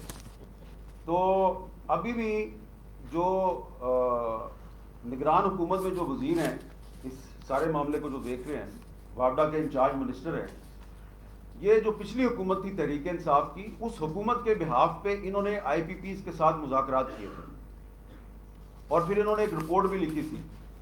اور اس رپورٹ میں انہوں نے یہ اعتراف کیا تھا، وہی بات جو بھی رفاعی صاحب بھی کہہ رہے تھے. یہ جو اس وقت موجودہ کیئر ٹیکر منسٹر ہیں، انہوں نے اپنی رپورٹ میں لکھا تھا کہ یہ جو آئی پی پیز نے جو بجلی کا ریٹ مقرر کیا پاکستانیوں کے لیے، وہ بہت زیادہ تھا. وہ یعنی کہ اس میں ان کا پروڈکشن کاسٹ کم تھی، پروفٹ بہت زیادہ تھا. تو اس لیے اب اس وقت تو یہ جو نگران حکومت ہے، اس کا کوئی پولیٹیکل سٹیک نہیں ہے. تو اس کا جو وزیر پانی و بجلی ہے، جو انرجی کا منسٹر ہے، وہ ساری معاملے کو اچھی طرح سمجھتا ہے. تو وہ چاہے تو یہ جو آئی پی پیز ہیں، ان سے کم از کم جو انہوں نے پاکستانی قوم سے جو لوٹ مار کیا ہے، اگر 25% بھی ریکور کر لیں تو اس سے ہمارا بہت بھلا ہو سکتا ہے. لیکن میں زیادہ ٹیکنیکل گفتگو نہیں کروں گا، لیکن جو موٹی موٹی چیزیں ہیں جو ہمیں سمجھ آ رہی ہیں کہ کیوں پاکستان میں بجلی مہنگی ہو رہی ہے. ایک تو ہمیں جو اس وقت انٹرنیشنل سیناریو ہے اس کو بھی سامنے رکھیں کہ جو روس اور یوکرین کی جو جنگ ہے، اس کی وجہ سے صرف پاکستان میں نہیں پوری دنیا میں تیل بھی مہنگا ہو گیا اور گیس بھی مہنگی ہو گئی ہے. لیکن پاکستان میں اس کا افیکٹ جو ہے وہ امریکہ سے بھی زیادہ ہے، اور اس کی بڑی وجہ ناقص پالیسی ہے اور کرپشن ہے. اب دیکھیں، ہمارے ہاں جو فیول کاسٹ کی بات کر رہے تھے کچھ مقررین، ہمارے ہاں جو بجلی بنتی ہے وہ 48% بجلی جو ہے وہ گیس سے بن رہی ہے، اور 33% بجلی جو ہے وہ فرنس آئل سے بن رہی ہے. اور یہ دونوں چیزیں آپ امپورٹ کر رہے ہیں، یعنی کہ 81% جو آپ کی جو بجلی بن رہی ہے وہ امپورٹڈ مٹیریل سے بن رہی ہے، اور ڈالر جو ہے وہ اس کی قیمت آپ کے سامنے ہے. تو آپ ایک اور مسئلہ یہ ہے کہ آپ اپنے گھر میں جو بجلی کا بل دے رہے ہیں، جو کہ بہت زیادہ آ رہا ہے، ہم صرف اپنا بجلی کا بل نہیں دے رہے، ہم بہت سے جو چور ہیں ان کا بھی بل دے رہے ہیں. ان کا بل بھی ہمارے گھر سے وصول ہو رہا ہے. مجھے خود ایک آفیشل جن کا تعلق اسی سارے معاملے سے ہے، انہوں نے کہا کہ ایوریج جو ایک پاکستانی جس کے گھر بجلی کا بل جاتا ہے، وہ کم از کم 5 جو بجلی چور ہیں وہ ان کا بھی بل پے کر رہا ہے. تو اگر آپ سوچیں کہ ان 5 بجلی چور جو ہیں ان کا بل آپ کے بل میں سے نکل جائے تو آپ کو صرف جو اس وقت آپ کا بل آ رہا ہے وہ شاید 25 یا 30% آپ کو دینا پڑے گا. تو اس لحاظ سے دیکھا جائے تو کرپشن جو ہے وہ ایک بہت بڑا مسئلہ ہے پاکستان میں. جیسا کہ پہلے بھی بات ہوئی کہ بجلی موجود ہے لیکن بجلی کا بحران بھی موجود ہے. تو پاکستان میں مسلمانوں کی اکثریت ہے لیکن کرپشن سب سے بڑا مسئلہ ہے یہاں پہ پاکستان میں, کیونکہ آپ کے آئین میں لکھا ہوا ہے کہ پاکستان میں اسلامی نظام ہوگا لیکن وہ ہے نہیں ہے کوئی بھی. تو ہر چیز جو ہے اس کے پیچھے اگر آپ جائیں اس کو سمجھنے کی کوشش کریں تو کوئی چیز مشکل نہیں ہے. مسائل جو ہیں ہمارے بڑے سادہ سادہ سے مسائل ہیں, ان کا حل بھی بڑا سادہ ہے لیکن وہ ہم سادہ حل جو ہے وہ کرتے نہیں ہیں. جیسا کہ میں نے آپ کو عرض کیا کہ آپ کی جو 48% بجلی ہے وہ LNG سے بن رہی ہے, گیس سے بن رہی ہے, اور گیس آپ کو امپورٹ کرنی پڑتی ہے کبھی قطر سے کبھی ترکمانستان سے. تو آپ کو سب سے سستی بجلی کہاں سے, سب سے سستی گیس کہاں سے مل سکتی ہے؟ ایران سے مل سکتی ہے. تو ایران اور پاکستان جو اور گیس پائپ لائن کا منصوبہ ہے وہ تقریباً مکمل ہو کے پڑا ہے, دونوں طرف سے پائپ لائن بچھائی جا چکی ہے. لیکن کوئی بھی حکومت جو ہے اس میں اتنی ہمت اور جرت نہیں ہے کہ وہ ایران سے گیس پائپ لائن جو ہے اس کے ذریعے سستی گیس امپورٹ کرے. اب جو پچھلی حکومت ختم ہوئی ہے اس نے ایران سے بجلی لینے کے لیے شاید ایک ٹیسٹ کیا تھا کہ اگر ہم بجلی لینے کی کوشش کریں تو کیا ہوگا, لیکن میری اطلاع کے مطابق اس پر ان پر کافی پریشر آیا ہے. تو متبادل جو ہے وہ اب ظاہری بات ہے اگر آپ مہنگی بجلی بنا رہے ہیں تو آپ کو سستی بجلی کی طرف جانا ہے, تو اس کا متبادل جو ہے وہ ونڈ پاور ہے, وہ سولر پاور ہے. ونڈ انرجی اور سولر انرجی جو ہے وہ یہ کہنا بڑا آسان ہے لیکن مجھے احساس ہوا پچھلے سال جب بہت ایک بڑا سیلاب آیا تو مجھے پاکستان کے چاروں صوبوں میں جو دور دراز سیلاب سے متاثرہ علاقے ہیں وہاں پہ مجھے وزٹ کرنے کا اتفاق ہوا. تو میں نے دیکھا کہ دور دراز جو بلوچستان کے علاقے ہیں جو کہ مین ہائی ویز سے بھی بہت دور ہیں اور پانی میں ڈوبے ہوئے تھے, وہاں پر لوگ جو ہیں انہوں نے یہ سولر پینل خرید کے اور وہ بیٹریوں کے ساتھ جوڑ کے تو وہ اپنا سسٹم انہوں نے بنایا ہوا ہے, وہ چل رہے ہیں. اور وہاں پہ کوئی یہ جو بجلی کی ٹرانسمیشن لائن ہے کوئی نہیں, وہاں پہ کوئی یعنی کہ کھمبا کھمبا آپ کو نظر نہیں آئے گا, لیکن وہاں پہ گھروں میں AC نہیں چلتا لیکن پنکھے چلتے ہوئے نظر آئیں گے آپ. تو جو پاکستان کا عام آدمی ہے جو بڑے شہروں میں نہیں رہتا وہ پھر بھی کسی نہ کسی طریقے سے زندگی گزار رہا ہے. تو ہم جو بڑے شہروں میں رہنے والے لوگ ہیں, اسلام آباد, کراچی, لاہور, راولپنڈی, پشاور, ہمیں چاہیے کہ ہم سوچیں کہ دور دراز جو پاکستان کے پسماندہ علاقے ہیں وہاں پہ بھی تو پاکستانی رہتے ہیں نا, وہ بھی تو انسان ہی ہے نا, وہ کیسے زندگی گزار رہے ہیں. تھوڑا تھوڑا سا جو طرز زندگی ہے ہمارا اس میں ایک تفاوت بہت زیادہ ہے, ایک ڈفرینس بہت زیادہ بڑھ رہا ہے. تھوڑا سا ہمیں بھی کوشش کرنی چاہیے کہ ہم گیس کو کم استعمال کریں, اور اگر 70% پاکستان کی آبادی جو بڑے شہروں میں نہیں رہتی اور خاص طور پہ بلوچستان کے لوگ جس صوبے سے گیس نکلتی ہے اور ان کو گیس نہیں ملتی, تو اگر وہ گیس کے بغیر زندگی گزار رہے ہیں تو آپ لوگ کیوں نہیں گزار سکتے؟ یہ کہنا بڑا مشکل لگ رہا ہوگا آپ کو, بڑی عجیب سی بات لگے گی, لیکن جب آپ یہ اپنے بڑے بڑے شہروں سے نکلیں گے اور جو اصل پاکستان ہے, جو دیہی پاکستان ہے, جہاں پہ زندگی کی زیادہ سہولیات نہیں ہیں, جب آپ وہاں پہ جاتے ہیں تو آپ کو پتہ چلتا ہے یہ بھی انسان ہے, یہ بھی AC کے بغیر زندگی گزار رہے ہیں اور گیس کے بغیر زندگی گزار رہے ہیں. تو ان لوگوں سے ہمیں سیکھنا چاہیے, وہ ہم سے بری چیزیں سیکھتے ہیں, ہمیں ان سے اچھی چیزیں سیکھنی چاہیے. ایک اور بات میں یہاں پہ کہوں گا کہ اسی نگران حکومت میں ایک وزیر صاحب ہیں, جب وہ وزیر نہیں تھے اور حکومت پاکستان کے ایک بہت بڑے افسر تھے اور اسلام آباد میں ہی پوسٹڈ تھے, تو ایک دن انہوں نے مجھے اسی طرح بلایا اور انہوں نے مجھے یہ کہا کہ یہ ایک فائل میں آپ کو دکھانا چاہتا ہوں, اس طرح آپ فائل دیکھ لیں اور چلے جائیں, بس اگر کوئی چیز سمجھ آ جائے تو کہیں بول دیں. میں نے ان کی جب فائل دیکھی, پڑھنی شروع کی, تو وہ فائل جو تھی وہ یہ بتا رہی تھی کہ ان کا محکمہ جو ہے اس نے CDA کے ساتھ پھٹا ڈالا ہوا ہے کہ آپ جب اسلام آباد میں کوئی سڑک بناتے ہیں یا اس کو رینوویٹ کرتے ہیں سڑک, آپ اس کے ساتھ فٹ پاتھ کیوں نہیں بناتے؟ فٹ پاتھ کے بغیر سڑکیں کیوں بناتے ہیں؟ جو پیدل چلنے والے لوگ ہیں ان کو آپ فیسیلیٹیٹ کیوں نہیں کرتے؟ تو سی ڈی اے جو ہے وہ بہانے تراشتا ہے، ایل ڈی اے بہانے تراشتا ہے، کے ڈی اے بہانے تراشتی ہے، فٹ پاتھ نہیں بناتے. تو میں نے وہ جب فائل دیکھی ساری، وہ کورسپونڈنس تھی ایل ڈی اے کی، کے ڈی اے کی اور سی ڈی اے کی. میں نے کہا ذرا مجھے سمجھائیں، آپ گریڈ 22 کے افسر ہیں، کہ یہ کیا مسئلہ ہے؟ مجھے سمجھ نہیں آئی کہ سڑک بنتی ہے ساتھ فٹ پاتھ نہیں بنتا. اس نے کہا بھائی یہی تو میں آپ کو سمجھانے کی کوشش کر رہا ہوں کہ ان کو جو گاڑیاں بنانے والی اور موٹر سائیکل بنانے والی جو کمپنیاں ہیں ان کا پریشر ہے ان پہ، وہ ان کو باقاعدہ بھتہ دیتے ہیں ہر مہینے، لاکھوں میں نہیں کروڑوں روپے میں، کہ سڑک بناؤ، ضرور بناؤ، سڑک پہ ہماری گاڑی بھی چلے گی، موٹر سائیکل بھی چلے گی. اس کے ساتھ فٹ پاتھ نہیں بنانا، کیونکہ فٹ پاتھ بن گیا تو یہ جو لوگ جو موٹر سائیکل خریدنے میں مجبور ہو جاتے ہیں یہ پیدل چلیں گے یا سائیکل پہ اب آنا جانا شروع کر دیں گے. تو اس سے جو یہ مہنگی گاڑیاں اور موٹر سائیکلیں ہیں ان کی جو بائنگ ہے وہ کم ہو جائے گی. انہوں نے کہا یہ ہے جی سارا مسئلہ. تو میں نے ان سے کہا کہ یہ تو بہت بڑا ایشو ہے، تو آپ یہ مجھے کیوں بتا رہے ہیں؟ آپ اس کو کہیں رائٹ فورم پہ کروائیں. اس نے کہا بھائی یہ زیادہ سے زیادہ میں یہ کر سکتا تھا کیبنٹ سیکرٹری کے ذریعے کیبنٹ تک لے جاتا. کیبنٹ تک لے گیا، وہ اس کے ایجنڈے پہ نہیں آتا، ڈسکشن ہی نہیں ہوتی. تو میں تو اب ایک غلط کام کر رہا ہوں، ایک میں غیر قانونی کام کر رہا ہوں کہ میں آپ کو بلا کے اور پوری فائل آپ کو دکھا دیا. تو اس کے بعد میں نے اس پہ تھوڑا سا شور مچایا. اب میں ان کو ملا جا کے جب وہ وزیر بن گئے کیئر ٹیکر گورنمنٹ میں نے کہا جی وہ جو آپ نے ایک دفعہ مجھے 5-6 سال پہلے ایک قصہ سمجھایا تھا، تو اب تو آپ خود وزیر بن گئے ہیں، تو اب تو جو کیئر ٹیکر کیبنٹ ہے اس میں آپ اس کو ڈسکس کریں گے؟ انہوں نے کہا میں نے کوشش کی تھی، جو کیبنٹ کی دوسری میٹنگ تھی اس میں اس کو لے کے آؤں، میں نہیں لا سکا. تو یہ آپ ذرا یہ دیکھیں کہ پاکستان میں ہمیں بہت سے رائٹس اس لیے نہیں ملتے.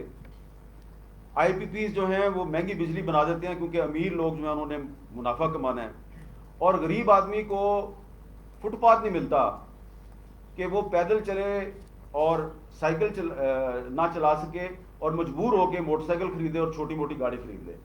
تو یہ اصل مسئلہ جو ہے نا وہ ہے کرپشن. اور اگر میں یہ کہہ دوں کہ جی اگر پیٹرول بڑا مہنگا ہوگا کوئی بات نہیں جی ہم سائیکل چلائیں اگر سارے تو مسئلہ حل ہو جائے گا. بھائی سائیکل آپ کہاں چلائیں گے؟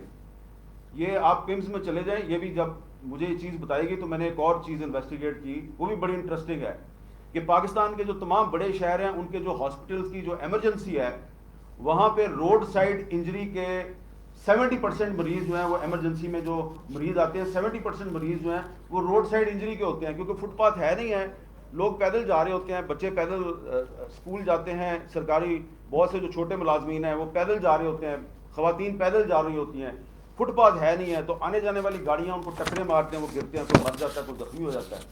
تو یہ ہے صورتحال. تو اس صورتحال میں اب حل کیا ہے؟ حل صرف یہ ہے کہ وہ جو حقوق، سراج الحق صاحب نے میرے کان میں ایک بات کہی ہے، تو زور سے بولے کبھی کبھار دل کی بات زبان پر لایا کرے نا جی. آپ سارے کے سارے اگر سینیٹر مشتاق احمد خان بن جائیں تو میں یہ کہنے کا تیار ہوں. زور سے بولے. کیونکہ سینیٹر مشتاق احمد خان صاحب نے اس مسئلے پہ، یہ بجلی کے اور آئی پی پیز کے مسئلے پہ، وہ پنجابی میں کہتے ہیں نا، نتھ ڈال دی اور اس کے بعد ان کو کمیٹیوں سے نکال دیا. تو پاکستان کے آئین میں جو حقوق دیے گئے ہیں، اگر آپ آئین پہ کمپرومائز نہ کریں اور اس آئین پہ عمل درآمد کو یقینی بنائیں، تمام حقوق آئین میں موجود ہیں، تو ہمارے سارے مسئلے حل ہو سکتے ہیں. لیکن آپ جانتے ہیں کہ آج کل حکومت میں وہ لوگ ہیں جو آئین کی خلاف ورزی کو ہی پاکستان کا قومی مفاد سمجھتے ہیں، اور ہم یہ سمجھتے ہیں کہ آئین پہ عمل درآمد قومی مفاد ہے. تو یہ جو نیشنل انٹرسٹ کی ڈیفینیشن ہے اس پہ بڑا پھٹا ہے. جب تک یہ پھٹا ختم نہیں ہوتا آپ کے اور ہمارے مسائل حل نہیں ہو سکتے. شکریہ. بہت بہت شکریہ جناب حامد میر صاحب. یہ شعر ہیں اور سچی باتیں کرتے ہیں، اور اس کی نشانی یہ ہے کہ ابھی بھی ان کے بدن میں کچھ گولیاں موجود ہیں. زندہ باد. اب اس کے بعد میں دعوت دوں گا انجینئر اخلاق حسین عباسی صاحب سے. انجینئر ارشد حسین عباسی صاحب. ان کا موضوع ہے review of power sector and circular depth. آپ ایڈوائزر ہیں انرجی ایڈوائزر، انرجی SDPI اور انرجی اور پاور سیکٹر کے اسپیشلسٹ ہیں. نیب میں 2 سال رہے ہیں جہاں ایز اے انرجی ایکسپرٹ انہوں نے کام کیا ہے، ایڈوائزر کے طور پر کام کیا ہے، اور ان کا زیادہ فوکس جو ہے وہ پاور کے اوپر ہے. اور انہوں نے بہت ساری پالیسیز اور پروجیکٹ بھی ڈیزائن کیے ہیں. محترم جناب انجینئر ارشد حسین عباسی صاحب. بہت شکریہ جی. آپ مجھے وہ دیں گے بھائی؟ یہ لیجیے. بہت شکریہ آپ کا جی. جماعت اسلامی اور سارے لوگ آپ آئے ہیں اور ایک اتنا بڑا نیشنل کرائسس جو ہماری اب سورینٹی کو چیلنج کرتا ہے. لیکن اس سے پہلے میں اپنے کو استاد محترم کے پہلے بات کروں گا. یہ میرے استاد ہیں، میں نے بھی ان سے سیکھا، میرا بیٹا انجینئر ہے، وہ بھی اس نے بھی ان سے سیکھا. بڑی اچھی باتیں کی کہ پہلے واپڈا بڑا گلوریس پاسٹ تھا. لیکن سر ایک بات یہ ہے کہ اسلام میں 4 شادیوں کی اجازت ہے، لیکن اس کے بعد گورنمنٹ آف پاکستان نے ایک نہیں 54 IPPM سے شادیاں کی ہوئی ہیں. آج ایشو یہ ہے کہ یہ جو میرجز ہیں جو 25 ایئرس کے لیے ہوئی ہیں، ان سے کیسے نجات حاصل کی جائے یا ان سے چیلنج سب سے بڑا یہ ہے. لیکن میں ایک فٹ نوٹ یہ بھی دینا چاہوں گا، واپٹا بہت بڑا واقعی اس کا پاس تھا، بلکہ انڈیا میں اس کی تو اپلیکیشن ہوئی ہے. کیا نام تھا اس کا؟ وسپو، وہ وہیں سے ہوا. NTN وہ بھی اس سے ہوا. لیکن یہ واپڈا آج کل ویسے ہی ہے کہ جیسے نیلم جیلم 84 بلین کی بجائے روپئے کتنے کا ہوا؟ 600 بلین کا. کتنے آپ کے پروجیکٹ جو ہے وہ انیشل کاسٹ کیا تھی، اسٹیمیٹڈ کتنی چلے گی؟ وہ آپ کا کبھی آپ حال نہیں رہا. بیسیکلی آپ یہ بھی کہتے ہیں، آج کل ہم ویڈیو کلپس بھی دیکھتے ہیں، آپ جو چیئرمین آج کل آئے ہوئے ہیں ماشاء اللہ ان کے بھی کارنامے ہم دیکھتے ہیں. لیکن اس سے پہلے ہم آج اس ٹاپک پہ آئیں گے. ذرا دوسری سلائڈ کیجیے. دیکھیے 2 باتیں بڑی امپورٹنٹ پوری آج جس کے لیے اکٹھے ہوئے کہ یار بجلی کی قیمت کیوں ہے بڑی، کیوں ہے، کیوں زیادہ ہوگی. 2 کمپوننٹ سارے ہمارے بڑے بڑے اچھے ایکسپرٹس ہیں، ماڈل ہیں یہاں پہ، ایک ڈومیسٹک پیمنٹ اور ایک انرجی پرائز. میرا کوئی 10-15 سال پہلے پیشن ہو گیا تھا کہ یار یہ انرجی پرائز کیسے، کیونکہ جب میں یونیورسٹی میں تھا تو اس وقت مجھے ایک سچی بات ہوں ایک پارٹ ٹائم جاب کرنی پڑ گئی تھی ڈیزل انجن کے ساتھ. میرا بڑا لو پروفائل تھا، لیکن میرا کام یہ تھا وہ ڈیزل انجن خود آپریٹ کرنا. میرا کام یہ تھا کہ فیول کم سے کم کیسے کریں. اس کے لیے میں نے پاکستان کے جتنے بھی جو IPPs ہیں یا گورنمنٹ کے IPPs ہیں جو فیول جنریٹ کنزیوم کرتے ہیں کہ وہ فیول کتنا کام ہے. میری ایک بک یا ایک رپورٹ 2010 میں آئی کہ یار یہ کس طرح فیول کمپوننٹ کم کریں گے. ویری شارٹ ویری بریفلی دیکھیے، دنیا میں آئل میں رفائی صاحب بیٹھے ہوئے، ہم نے جب کے الیکٹرک کا کیا تو وہ 36 گرام لے کے 1 یونٹ بناتا ہے، جبکہ اسی پاکستان میں IPPs ہیں جو آئل لے کے بجلی جنریٹ کرتے ہیں، وہ اسٹینڈرڈ 18 ہے 19 ہے. تو آپ دیکھیں فیول کمپوننٹ نے کس طرح قیمت بڑھائی. اس کے بعد اگر پہلی سلائڈ دیکھیں تو ہم نے پورے پاکستان کا ایک فیول آڈٹ کیا، لیکن انڈائریکٹ کہ کتنا فیول آیا، آئل آیا، گیس کنزیوم کی 2 ہی چیزیں ہیں، اب کول بھی آ گیا. اور وہ بڑی مشکل سے ہوا. لیکن یہ جو کام میرا نہیں تھا یا بلکہ سراج صاحب ہمارا سب کا کام، یہ کام تھا نیپرا کا. افسوس کی بات یہ ہے کہ جب واپٹا کو انبنڈل کیا گیا تو ایک ادارہ تھا نیپرا جو نیشنل پاور ریگولیٹر ہے، جس کے لیے آج ہم یہاں بیٹھے ہوئے. یہ سارا کام تو نیپرا کا تھا. ساجد صاحب میں کیا صحیح کہہ رہا ہوں؟ لیکن اس ادارے کا یہ حال ہے کہ بڑی دفعہ کہہ چکے کہ وہ پارکنگ لاٹ ہے، ایک جو ممبرز آ رہے ہیں وہ کہاں سے آ رہے ہیں. اور میرا جو 2 سال کا ایکسپیرینس نیب کا ہوا ہے، مجھے افسوس سے کہنا پڑتا ہے کہ ایک بات جو سوری یہ میں تھوڑا شفٹ ادھر کرتا ہوں کہ آپ لوگوں نے بات کی کرپشن. دیکھیے میں کچھ لکھ نہیں سکتا، زیادہ بول نہیں سکتا، ہاں البتہ سوچ سکتا ہوں کہ مجھے سب سے پہلے ٹکٹ ملے تو میں باہر جو وہاں بک لکھوں. پاکستان کے پاور سیکٹر میں 2 بندے دیکھیں کلین ہینڈز، ایک سلیم صاحب آپ کے بھائی، ایک رفائی صاحب. دیکھیے یہ پاکستان میں نہ گلباشن آیا ماشاءاللہ زبردست. نہ مودی آیا نہ اسرائیلی پرائم منسٹر آیا. یہ کام ہم نے ہمارے دوستوں نے ہمارے لوگوں نے اپنے ہاتھوں سے ہم نے کیا ہوگا. اب آپ کہیں گے سی آپ جب تھے تو آپ نے نیب میں تھا تو اپنی شیٹیں 4 شیٹیں بنا. دیکھیے ایک آپ کو بات بتاؤں کہ نیب میں میرا خیال تھا کہ بہت بڑے تھنکر بہت بڑے ایویلیویٹر ہوں گے. میں نے دیکھا زیادہ تر لائے رہے ہیں بہت ساری کی جو ڈگریاں ہیں. افسوس دیکھیں سچ آپ کو کہنا پڑے گا کہ اس کی ڈگری ہے کیا ہے کہ آپ انجینئر نہیں قانون سے نہیں بلکہ جی میں نے تو 12 کو لال کالی سے LLB کیا ہوا. سچی بات ہے. 4 شیٹ اس طرح بناتے ہیں میتھمیٹیکلی. یہ میں نے ایکچولی کافی میری کیپیسٹی وہاں پہ بلڈ کی ہے. FBI نے آن لائن ڈرافٹ 2+2=4 تاکہ کوئی بندہ جج بھی نہ کہہ سکے غلط ہے یہ صحیح ہے. ایک بہت بڑا ریفرنس بنا کے دیا. لیکن جب وہ کورٹ میں گیا تو دیکھا ایک ریفرنس میں یہ لکھا ہوا کہ 2016-17 میں پرویز مشرف اور شوکت عزیز نے یہ میٹنگ اٹینڈ کی اور انہوں نے فیصلہ کیا. یہ 6 دفعہ لکھا ہوا. میرے خیال میں آپ سب کو پتا ہے کہ 2016 میں کون تھا.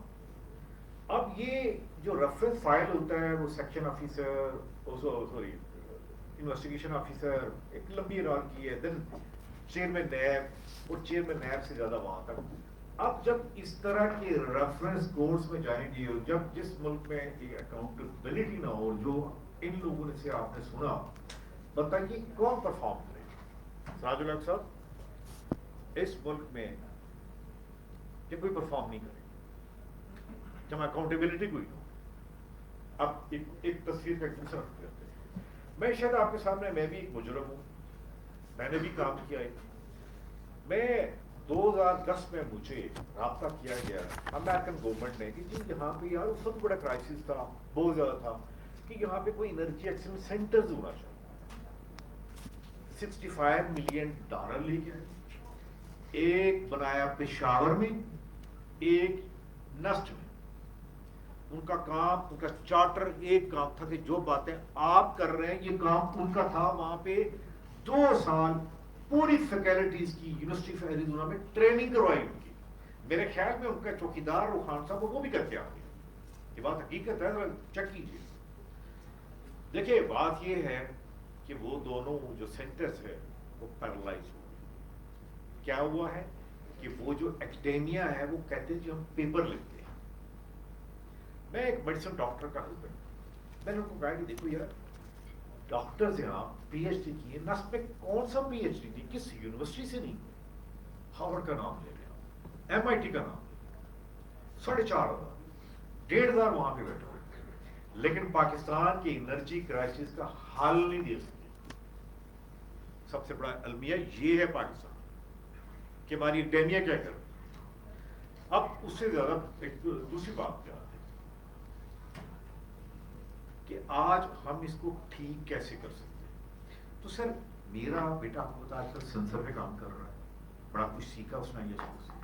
میں نے 2009 اور 10 میں فاٹا میں کام کیا اور میرا کام تھا کہ ٹرانسمیشن لاسز کیسے کم کرتا. سراج الحق صاحب ہے وہ دنیا میں ٹفسٹ ٹائم تھا لیکن میں وہاں پہ مجھے سارے لوگ جانتے تھے طالبان بھی اور وہ بھی. میرا نام وہاں پڑا ہوا تھا کالا الیکٹریشن کیونکہ میں نے ایک جنریٹر ایک بیٹری رکھی ہوئی تھی اور الحمدللہ ایک ہی ڈبل کیبل گاڑی تھی جس سے ہماری سیکورٹی فورسز کی موبائل چارج ہوتے تھے ان کے بھی ہوتے تھے اور بلکس کے بھی ہوتے تھے. اس سے ایک بات سیکھی تھی وہ یہ والی اگر آپ اگلا دکھائیں یہ اب بھی جو چیلنج ہے پاکستان میں وہ ہے ٹرانسمیشن ڈسٹریبیوشن لاسز جو 560 بلین گورنمنٹ کریک ڈاؤن کر رہی ہے. 1.5 بلین کٹھے ہوئے کہ اتنے چور ہیں اتنے چور ہیں. میرے خیال میں اس پہ 10 بلین سے اوپر نہیں چاہیے.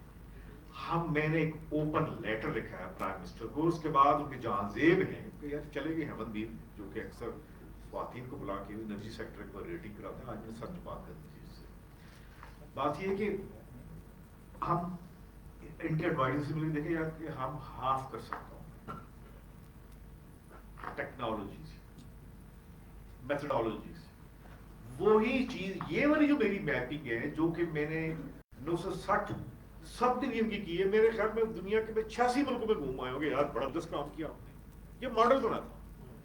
यहां हमारी अप्रोच नहीं, हमारा कोई जानने वाला नहीं है, मेरा कोई बाप दादा ना कोई सेक्रेटरी था ना कोई जनरल था, असल इशू। हाँ अलबत्ता एक मैंने ये भी काम किया, आप इसकी गवाह हैं। 2011 में मैंने चीफ ऑफ आर्मी स्टाफ को एक रिपोर्ट भेजी, वो रिपोर्ट इन्होंने कहा कि मैं ब्लड से इंडोज करता। राघव शाह साहब ने कहा ब्लड से इंडोज, मैंने कहा था बाजवा साहब ये सर्कुलेट आपके ऊपर बम शेल गिरेगा, वो पूरी रिपोर्ट लिखी। उसके बाद क्या हुआ जी, मैं बैरियर के लिए मेरा तो जेल को आना जाना शुरू हुआ, मैं उसके मुताबिक बड़ा गहरा कुछ कह नहीं सकता, पर चलते हैं, वीजा अभी तक मेरा लगा नहीं है। मेरे ख्याल में साल के बाद उन्होंने ये कहा कि आप प्राइम मिनिस्टर ऑफिस में चले जाएं, क्योंकि जो बातें आज आप यहाँ पे हो रही है वो बातें डॉक्यूमेंट थी कि ये इसका हल है, ये सोल्यूशन है, ये स्टेप्स हैं। मुझे प्राइम मिनिस्टर भेजा गया, प्राइम मिनिस्टर में डिप्टी चेयरमैन नैब थे हुसैन अफसर के साथ, मुझे 2 महीने बाद कहते हैं जी आप ऐसे कर रहे हैं अरशद भाई साहब, आप सुप्रीम कोर्ट चले। मैं कहा यार मेरे घर में सूर्य लगा हुआ, और अभी किसी बंदे ने बात की, मेरे ख्याल में सराजुल हक साहब मैं आपको ये नहीं कहूँगा आप सुप्रीम कोर्ट जाए, हमें पता है इंसाफ क्या है, मैंने रैप में काम किया है, मैंने पावर सेक्टर की बदमाशियां देखी हैं, मेरे ख्याल में हमें international court of war crime भी जाना चाहिए, क्योंकि इसकी क्लास 4 ही कहती है ऐसे ऑल एलिमेंट जिन्होंने मैसिव अनरेस्ट किया है वो लायबल है पनिशमेंट की, कैपिटल पनिशमेंट की, यहां हमें किसी को इंसाफ नहीं मिलेगा। अब एक बात, अभी इंटारा मिनिस्टर साहब ने एक बात कही है, मैं एक आपको बात बताऊं, आप सारे लोग अगर आपको कोई हेल्थ का इश्यू होता है बेस्ट ऑफ बेस्ट कंसल्टेंट के पास जाते हैं, डॉक्टर के पास। अहमद मीर चला गया, तो भाई इसका क्या ताल्लुक है इस मिनिस्टर के है, इसका क्या ये इंजीनियर है, इकोनॉमिस्ट है? नहीं, ये तो बंदा वो है जिसको 2013 में सुप्रीम कोर्ट ने टर्मिनेट किया, और जब ये आईपीपी के लिए आया तो ये मेरे पास आया, मुझे एक ही बात कोर्ट में कहने लगा कि मुझे बताएं मैंने इनको पकड़ना कैसे, किस लिए यार, इनको मैं आगे बात नहीं कहूंगा, जो जिसने इंट्रोड्यूस करवाया था अकील करीम डैडी, उससे पूछेगा कि इसने क्या किया। अब मैं बात कहना चाहता हूं 2, अगर आप लोग ऊपर कन्वे कर सकते हैं। देखिए मेरी तो अप्रोच नहीं है, हम इस ट्रांसमिशन डिस्ट्रीब्यूशन लॉसेस को हाफ कर सकते हैं 6 माह के अंदर, ये हल्फ देने को तैयार है। एक बात, ये जो कह रहा है कि कैपेसिटी पेमेंट कम नहीं हो सकती, आईपीपी आर्ट नहीं डाल सकते, मैं अंडर ओथ कहता हूं 300 से 400 बिलियन कम हो सकते, लेकिन जी कोई बंदा भी इनके बाहर जाके बेंचेस पे या इनके बाहर कुर्सी में नहीं बैठेगा, या किसी जर्नलिस्ट को कहेगा यार मन मिला दे, ये कर दे, जो पाकिस्तान में अक्सर चलता है। हम छोटी छोटी मजदूरी कर लेंगे लेकिन कभी इनके दरवाजे में नहीं जाएंगे। अब आज आपने जो शोर किया है सराजुल हक साहब, सारा जिम्मेदारी आप पे। आप किसके पास जाते हैं, आप हाफिज जी के पास जाते हैं या इनके पास जाते हैं? क्योंकि मैंने जो लेटर लिखा था उसमें यह लिखा था कि बाजवा साहब अब एनर्जी सिक्योरिटी नेशनल सिक्योरिटी की तरह एक उसका एक पिलर बन गई। मैंने उसके बाद जो कई जर्नल लगे, मैंने कहा देखें 2006 में एनर्जी सिक्योरिटी बिल पास हुआ 356 पेजेस का अमेरिका का, उसके बाद शेयर आई, वो शेयर में उन्होंने मेरे जैसे बंदूक बुलाया, फिर जो एलएनजी इंपोर्ट करते थे दुनिया में वो पावर बन गया एक्सपोर्ट बन गया। दैट्स व्हाई वो कहते हैं वो पॉलिटिकल बात में नहीं जाते कि उन्होंने मिडिल ईस्ट को डाइवोर्स कर दिया। एनर्जी सिक्योरिटी में आपकी क्या इनपुट है? मेरा जो बिटर एक्सपीरियंस है वो मैं बता नहीं सकता, मैं यही कह सकता हूँ कि साहब मेरा वीजा लगवा दो, मैं बाजे की बात।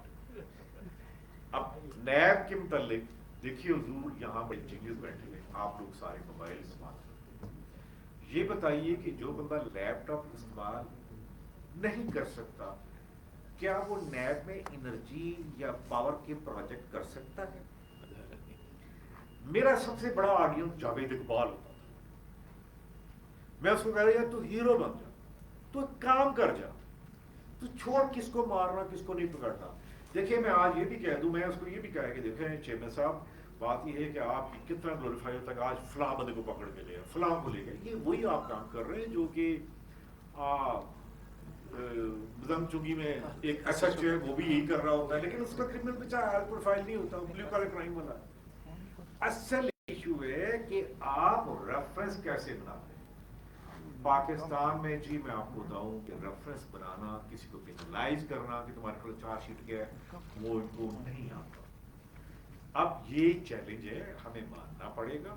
اس چیلنج میں جب اکاؤنٹیبلٹی نہ ہو, میرا خیال ہے کہ ہمیں میری کچھ کنورسیشن ہوئی تھی کہ ہم نے U N convention U N COP کی سائن کیا ہوا ہے. جب تک یو این کے کچھ لوگ نہیں آئیں گے ہماری اکاؤنٹیبلٹی پروسیس میں, اس وقت تک آپ کے سامنے یہی لوگ ہوں گے. اور کون سے لوگ ہوں گے؟ آپ ان کے سی وی دیکھیں گے, آپ ان کے پریزنٹیشن دیکھیں گے, آپ ان کے ایسے ایسے کارنامے دیکھیں گے, کہیں گے یار اس سے بندہ تھوڑا آئی ہوئی ہے. اور ایسے ایسے بندے بھی جو کہتے ہیں کینیڈا سے آئے ہیں, امریکہ سے آئے ہیں, تو کام انہی لوگ نے خراب کیا. تو اس میری لاسٹ نوٹ آپ کے لیے کہ آپ کو یاد رہے گا, آپ نے لکھا ہے یہاں پہ میں نے لکھا. کیا کریں گے آگے. یہ دو چیلنج ہے کہ ہم ٹرانسمیشن ڈسٹریبیوشن لاسز کو ہاف کر سکتے ہیں, 300-400 بلین کیپیسٹی پیمنٹ آدھے کر سکتے ہیں. جب یہ ہو جائے گا تو میرے خیال میں بجلی قیمت کم ہو جائے گی. یہی حل ہے. یا یہ ہے, شرم آنی چاہیے ہمارے نیتاؤں کو 15 بلین روپے کے لیے ناک رگڑنا کیسا لگا ان کو آئی ایم ایف کے آگے. نہیں تو کر رہے نا. ان کو آئی ایم ایف کو سوری جنہوں نے ماسٹر پلان بھیجا ہے کہ ہم ریویو کریں گے, ذرا چیک کیجیے. آخری بات, وہی سیکرٹری ہے, وہی لوگ ہیں, اب پکڑ دکڑ کر رہے ہیں. پوچھنا چاہیے پہلے کیا کر رہے تھے تم, پہلے تو آپ نے یہ کام نہیں کیا. تو یہ میرے شکریہ. نوٹس ہیں. ہم آپ یہ کہہ سکتے ہیں اگر تو اس قوم کو بچانا ہے, کیونکہ ایک سینٹینس کہا تھا جنرل باجوہ کو کہ لسن, انرجی سیکٹر پاکستان کی اکانومی کو بنائے گا یا ختم کرے گا, اور سیکٹر کا وہ ہوگا. اب آپ جب آپ کا اکانومی کا یہ آ رہا ہے تو ملٹری پارٹ تم کیسے بنو گے. آپ سے جی صاحب سے مل سکتے ہیں آپ, یہ میرا سوال ہے. خدا حافظ. بہت شکریہ جناب جو ہے اچھا چینل بھائی صاحب. اب میں جو نیکسٹ اسپیکر ہیں ڈاکٹر فیاض احمد چودھری صاحب ہیں, ان کا ٹاپک ہے Pakistan energy crisis diagnosis and remedies, اور آپ ڈائریکٹر لامس انرجی انسٹیٹیوٹ رہے ہیں, اور بلکہ ابھی ہیں director LUMS energy institute, C E O of engineering gear private limited, ex M D NTDC ہیں. جناب ڈاکٹر فیاض احمد چودھری صاحب یہ آن لائن ہم سے بات کریں گے.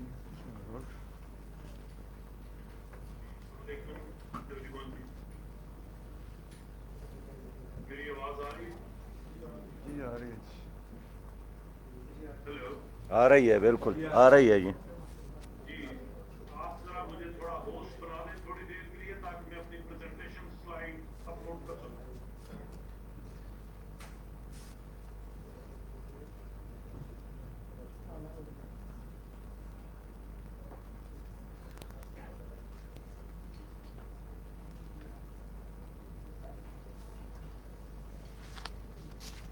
جی آپ کو ہوسٹ پر آ رہی ہے اور شیئر اسکرین کی بھی سہولت دے سکتی ہے, دونوں آپ ٹھیک ہو گیا.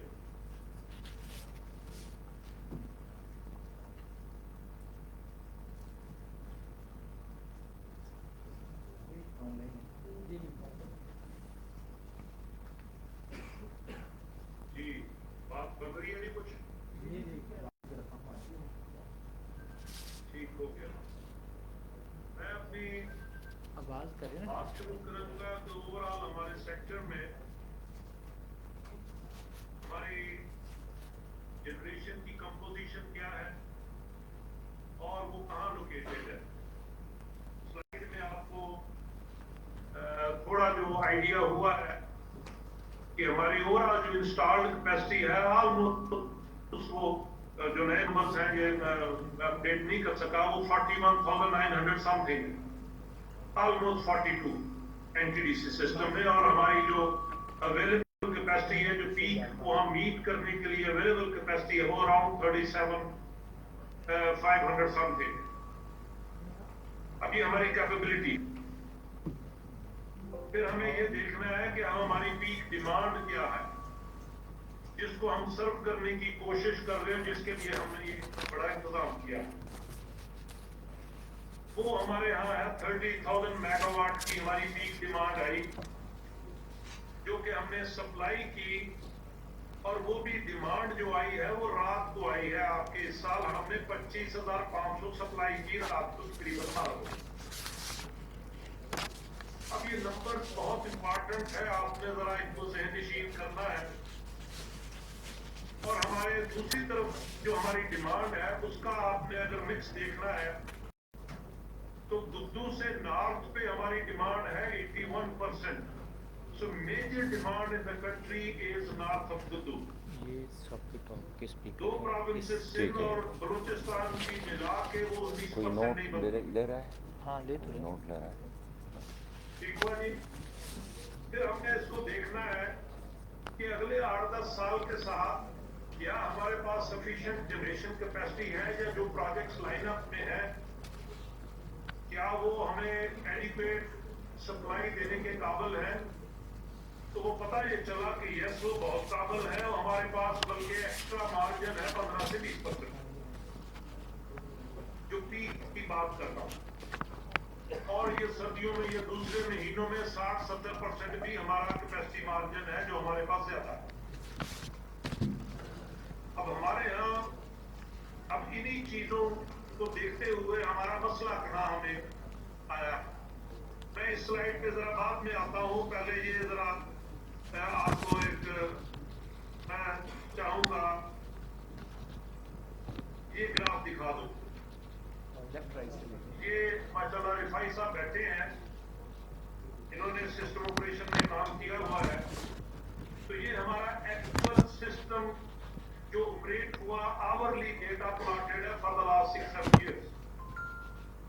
और ये जो ब्लू आपको डार्क ब्लू नजर आ रहा है ये हमारी विंटर की डिमांड है, और ये रात की और दिन की वेरिएशन है। तकरीबन ये अगर आप कहें कि 8,000 मेगावाट हमारा बेस लोड हुआ जो कि पिछले सालों में 8,000 से कम था। ये पिछले साल ये 21-22 का जो विंटर था उसमें ये नंबर अचीव किया हमने, जब हमने थोड़ा सा इंडस्ट्री को ओपन अप किया था कैप्टे पार्टनर प्रोसेस लाइन में। अब ये 8,000 मेगावाट हमारी डिमांड है जो कि सर्दियों में ये 12,300 हम मीट करते हैं। तो वो जो आपको ऑरेंज पोर्शन या थोड़ा नजर आ रहा है ये हमारा डेली का हमारी लोड शेडिंग है जो कि हम रोटेटिंग लोड शेडिंग करते हैं उन फीडर्स की जो हमें पैसे नहीं देते।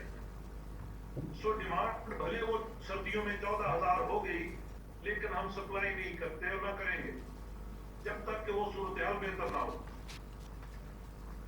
अब आप ये देखिए, हम अक्सर रोना होते हैं कि हमारा टीएनडी इंफ्रास्ट्रक्चर वो कैपेबल नहीं है, उनको ये मसला है, उनको वो मसला है। Yes, there are few instances, लेकिन उसी ट्रांसमिशन एंड डिस्ट्रीब्यूशन जो इंफ्रास्ट्रक्चर है उसने 24,564 सप्लाई किया 21 और 22 की गर्मियों में। 22 को और कैपेबिलिटी थी लेकिन we could not even supply 22 पैसे ही हो गए। So we did not have even dollars to buy our fuel. So we did not supply that. So issue को हमने प्रॉपर जगह प्लेस करना है कि इशू है कहाँ। तो ये हम बातें करते रहेंगे सोल्यूशन ढूंढने की, लेकिन जब तक डेटा से उसको वेरीफाई नहीं करेंगे बात बनेगी नहीं। अच्छा, पीक आई हमारी 30,000। अब ये काय की पीक है, ये मेरे कंट्री की जीडीपी ग्रोथ में क्या इजाफा करेगी, हमें इस बात पे सोचना है। पता ये चला कि ये जो 12,000 जो मैं बढ़ता नहीं, पिछले 7 साल का रिकॉर्ड मेरे पास है, मैं कभी 12,000 जो सप्लाई उससे नहीं बढ़ा। तो ये 18,000 मेगावाट मेरा कूलिंग लोड है जो कि मेरी एयर कंडीशनिंग और मेरी फैन है। अब ये क्यों है? ये तो मेरा कंजम्पटिव लोड है जिसके लिए मैंने 22-24 हजार मेगावाट उधार लेके जनरेशन लगा दी है, जिसकी डेट सर्विसिंग के ट्रैप में मैं फंस गया हूं। तो ये मैंने इतनी बेअक्ली की क्यों? हमें असल वजह की तरफ जाना है।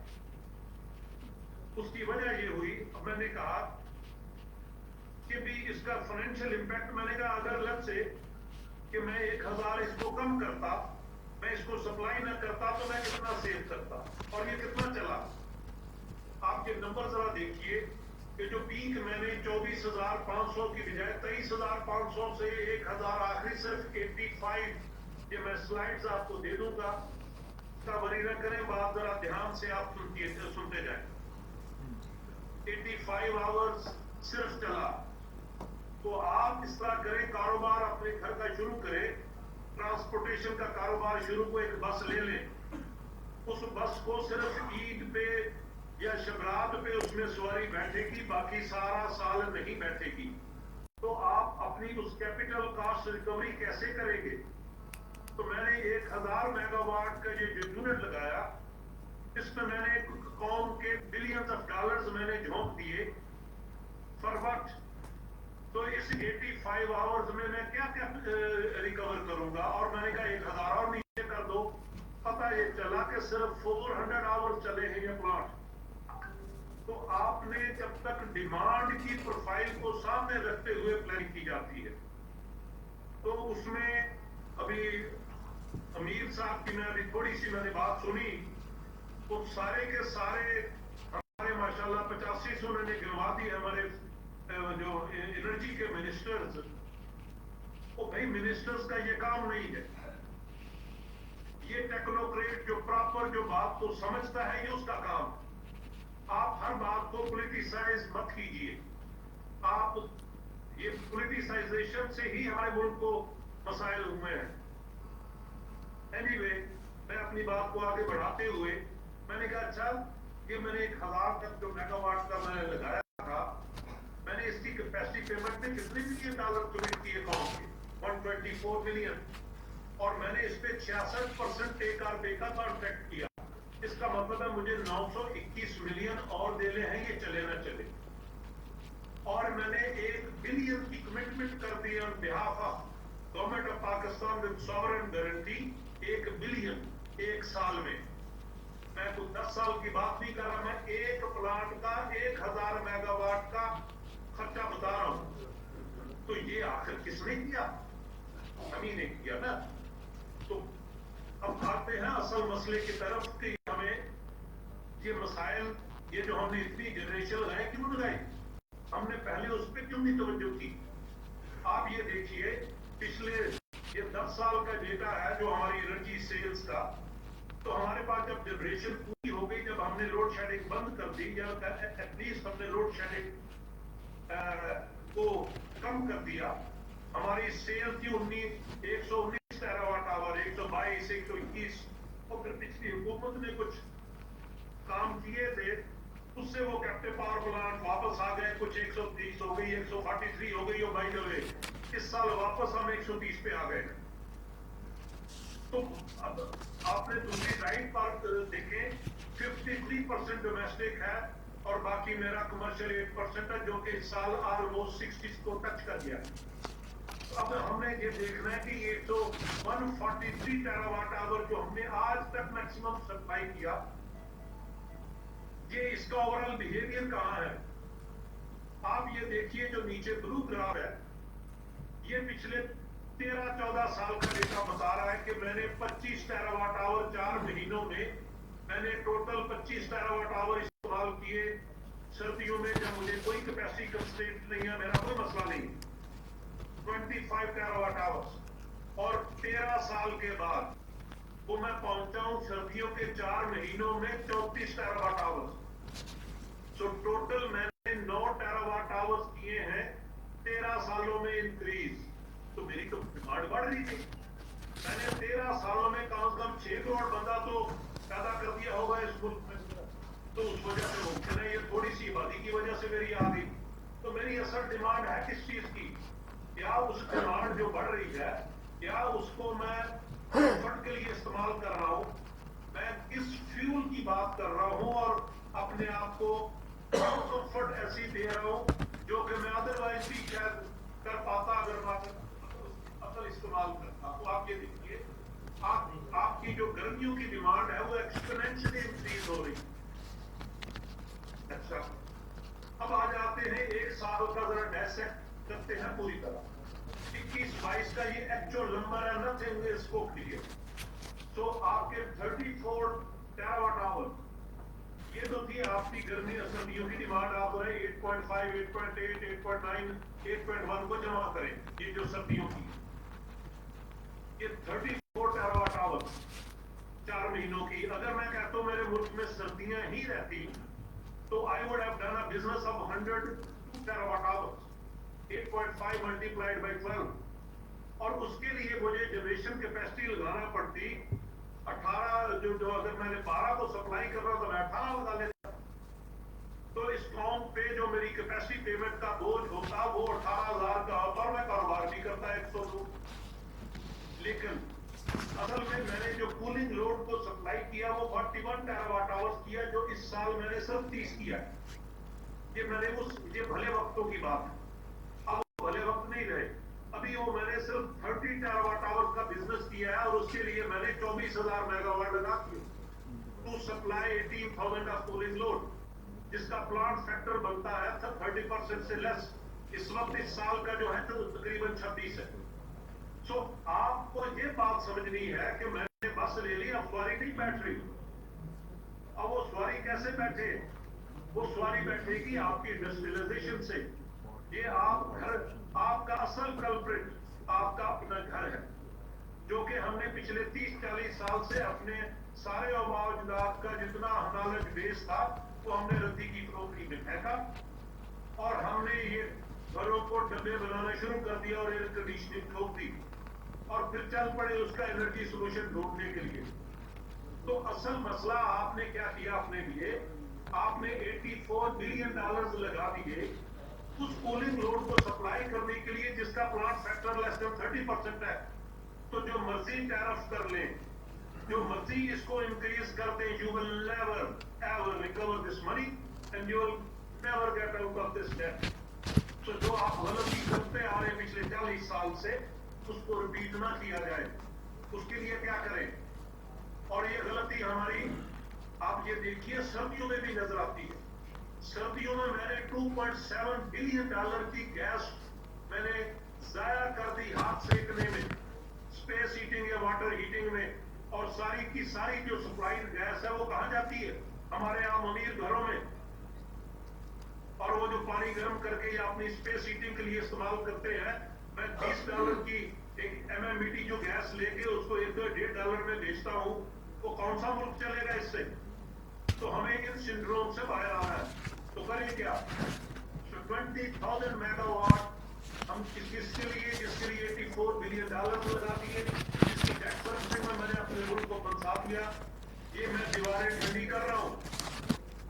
तो मेरे भाई, आप अपने बिल्डिंग्स के डेवलप को दुरुस्त करें, उस घर की ओरिएंटेशन की, अपनी जो हमारी सोसाइटीज मशरूम जो ग्रोथ होती है, हमने अभी वो हमने कोशिश की है लम्स इंस्टीट्यूट से कि अपने बिल्डिंग कोड जो है उसको रिवाइज किया जाए, वो अच्छा किया जाए। वो भी इंशाल्लाह फेडरल कैबिनेट से कुछ हो गया है। ये है सोल्यूशन, ताकि अगर मैं अपने घर के लिए टारगेट इस्तेमाल कर लूं कि अगले साल मेरे 32 जो मेरी मेगावाट की जो डिमांड है 32,000 की, मैंने इसको 2,000 कम करना है, मैंने इसको 1,000 कम करना है, मैंने नई कैपेसिटी नहीं लगानी है। तो मुझे सिर्फ एनर्जी प्रोजेक्ट, अगर वो मेरी सेविंग करते हो फ्यूल से। अब ये भी एक मिथ है। मैं अब वापस जाता हूं आपको उस ग्राफ की तरफ जो इस वक्त नेपरा की वेबसाइट पे लगा हुआ है, वो ये वाला टेबल है। इसको आप प्लीज, मैं चाहूंगा आप इसको डाउनलोड करें और इसके नंबर को गौर से देखें। ये नंबर क्या कह रहे हैं? ये नंबर ये कह रहे हैं कि मेरी इंडिजिनस टोटल 83-84% मेरा इंडिजिनस फ्यूल है। अब मेरा जो इंपोर्टेड फ्यूल पे उसकी कैपेसिटी तो मैं दे रहा हूं, वो तो मैंने अब नाअहली या नाअकली कर ली, लेकिन मेरा फ्यूल की जरूरत नहीं है मुझे, वो सिर्फ मेरी डिपेंडेंस 16% है, तो वहां फिक्स नहीं है, फिक्स कहीं और है। तो मुझे ये कहने का जरूर मौका दें कि जनाब आप अपने जितने भी इंसेंटिव प्रोग्राम गवर्नमेंट ने डिजाइन करने हैं वो अपने हाउसिंग सेक्टर के लिए करें। तो हम अभी भी सोलर विंड और उन्हीं की तरफ सारी तवज्जो किए हुए हैं, सिर्फ सप्लाई सप्लाई सप्लाई, अपनी लोड बिहेवियर को देखें, उसको करेक्ट करने की कोशिश करें। तो ये मैं चाहता था कि आज मैं एक सिर्फ 1 पॉइंट एजेंडा लेके इस में बात करूं, बाकी स्ट्रक्चरल क्या इश्यूज हैं उस पे बड़ी सैर गुफ्तगू हो सकती है। और ये आईपीपीज तो हम ब्लेम गेम बंद करें, ये आईपीपी हवा से हमने ये ऊपर से अवतार उतर के नहीं आए थे, ये हम ही ने इनको कॉन्ट्रैक्ट दिया हुआ, ठीक है। वो मेरे जैसा ही टेक्नोक्रेट जिसने ये साइन किया होगा पावर परचेज एग्रीमेंट, सो अपनी कैपेसिटी बिल्डिंग करें, अपना किबला सीधा करें, अपनी नीतियों को दुरुस्त करें, ताकि हम मुल्क में अच्छी तरफ चलने की कम से कम शुरुआत कर सकें। थैंक यू जी, अगर कोई क्वेश्चन हो तो हम अवेलेबल। बहुत शुक्रिया डॉक्टर फयाज अहमद साहब, अभी आप सबसे मुखातिब थे और अभी हम अपने शुक्रिया अदा करते हैं कि उन्होंने अपना कीमती वक्त निकाला और यहाँ तमाम शुरका से मुखातिब हुए। शाहद अब्बासी साहब 30 सेकंड के लिए हमसे अरशद साहब बात करना चाहेंगे। मैं जी समर बारहमंद तो नहीं हूँ, छोटा सा टेक्नीशियन, एक गुड न्यूज सबसे शेयर करना चाहता हूँ। अभी स्पीकर ने कहा है कि हम गैस उड़ाते हैं। देखिए 1 साल से जब से सोलर ग्रिड हाई एफिशिएंसी के लिए वो सोलर हाई एफिशिएंसी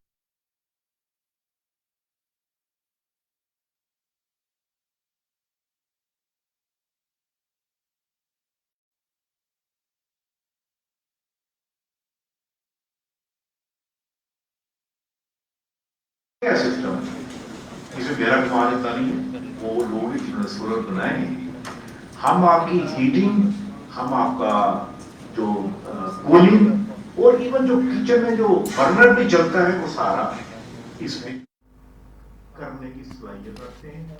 और सालगढ़ साहब ये आप के फैसला करके अनाउंस करें कि जमात इस्लामी के प्लेटफॉर्म से कि यार जो गैस का मसला है या एलपीजी का मसला है अब हम हल करने को जा रहे हैं, और जब किसी प्लेटफॉर्म पे आप जाएंगे हम उसका मास्टर प्लान देते हैं हर बंदा, और हर बंदा अपना खुद लगाए, ये भी नहीं कि मैं उसके कोई इसके रेसिपी के पैसे दूंगा, क्योंकि इस फोरम का कोई मकसद होना चाहिए कि एंड पे क्या होगा, ये हम बैठे हैं कोई टेंजिबल रिजल्ट निकलना चाहिए तो फायदा होना चाहिए। तो ये मेरा जवाब है, ये डॉक्टर फयाज अहमद साहब ने बहुत बहुत शुक्रिया। Doctor Mohammad Bashir Lakhani, he is director of water and energy division, one of the largest consulting engineering companies in Pakistan, contributing various think tanks. He has completed a large number of projects including Greater Karachi Water Supply 100 MGD schemes, a well-known water resources and hydropower expert, and he has done his PhD in water resources engineering from University of Arizona, USA. So I would like to invite Dr. Bashir Lakhani कि जो अपना कीमती वक्त निकाल कर यहाँ जमात इस्लामी के seminar में तशरीफ लाए हैं कि वो अपने ख्यालात का इजहार करें। डॉक्टर मोहम्मद बशीर लाखानी। बिस्मिल्लाहिर्रहमानिर्रहीम। मैं मतलब अमीर जमात का और यहाँ मुंतज़मीन का शुक्रगुज़ार हूँ कि मुझे इस मौके पर कोई गुफ्तगू करने का मौका मिला। हमने अब तक जितनी गुफ्तगू की है उसमें हमें एक बात तो बहुत अच्छी तरह मौजूद है और बता दी हम सबको कि हमारे मामलात की एक बहुत बड़ी जड़ जो है वो बदनवानी और उसके साथ नाअहली भी है।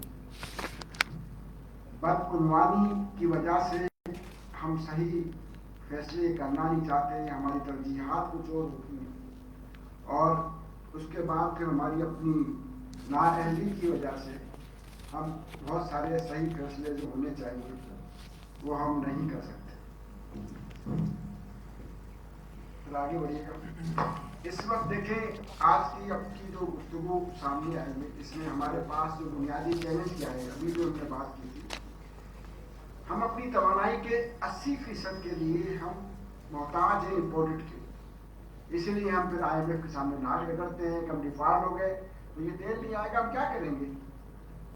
इसके बावजूद अल्लाह ताला ने हमें इतनी सलाहियत दी, इतने रिसोर्सेज दिए हैं कि हम अब चाहें अपने मुल्क की तरजीहात के मुताबिक फैसले करें, ईमानदारी से फैसले करें, अहलियत के साथ और विजन को रखते हुए फैसले करें, तो हम इस डिपेंडेंट से बहुत जल्दी इंडिपेंडेंट हो सकते हैं, आज़ाद हो सकते हैं।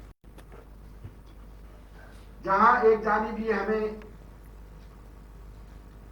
उस पर मुनासिर कर देती है, उसके साथ ही साथ इसके फाइनेंशियल कॉन्स्टेंट जो है, जो कीमतें हैं इसकी, इंपोर्ट का बिल जो हमारा जो है, हमारे टोटल इंपोर्ट बिल का तकरीबन 20 से 25%, तकरीबन 1/4 सिर्फ क्या कहते हैं ऑयल और गैस का बिल है हमारा, जो हमें इंपोर्ट करना पड़ रहा है। अब उसके साथ किस किस के क्या क्या वफादार वाबस्ता है, ये एक बहुत लंबी दास्तान है जो शायद हम में से बहुत से लोग बहुत अच्छी तरह जानते हैं। और एनर्जी की डिमांड तो बढ़ ही रही है, और अगर हमें मुल्क में तरक्की करनी है, इंडस्ट्रियलाइजेशन करनी है, तो बढ़नी है, रोज बढ़नी है, लेकिन उसके साथ हमारी जो चीजें हैं वो उस लिहाज से ठीक नहीं हो रही। तो जो कुछ हम कर रहे हैं इनएफिशिएंट तरीके से काम करें, जितनी प्रोडक्शन हमारी हो रही है वो इनएफिशिएंट सलाहियत की बुनियाद पे भी और करप्शन की बुनियाद पे भी, और उसके नतीजे में फिर हम अपनी इन्वायरमेंट को जो तबाह करें वो एक अलग दास्तान है। एक क्विक रिव्यू के लिए हम देखते हैं कि हमारी टोटल पावर जनरेशन कैपेसिटी इस वक्त जो है वो 45,000 तकरीबन मेगावाट बनती है। इस 45,000 मेगावाट में से इसका बड़ा हिस्सा जो है, एक तो हमने IPPs को हवाले कर दिया है, 45% जो थर्मल की बुनियाद पर है, बाकी IPPs इसके अलावा भी है। तो गोया कि हमने अपने थर्मल को जो रोल दे दिया है इस वक्त 55%, और इसके नतीजे में फिर ये चाहिए थर्मल कौन सा है जिस पर जो हमारे अपने अख्तियार में नहीं, जो हमें बाहर से लाना पड़ रहा है। आगे बढ़िएगा प्लीज, इसी को भी और आगे करने मैं चाहता हूँ। ये इससे पहले भी बखला हो चुके, नेपरा की वेबसाइट पर मौजूद है, इससे जहां डिफरेंट पहलू से इसका हम तजिया ले सकते हैं। इसमें खुद ये अपनी नेपरा की फिगर बता रही है आपको कि आइडल तमाम तर चीजों के बावजूद आपको सिर्फ 6 पैसे का पड़ रहा है। इसी तरह से आपको जो है वो न्यूक्लियर जो है वो 18 रुपए का पड़ रहा है।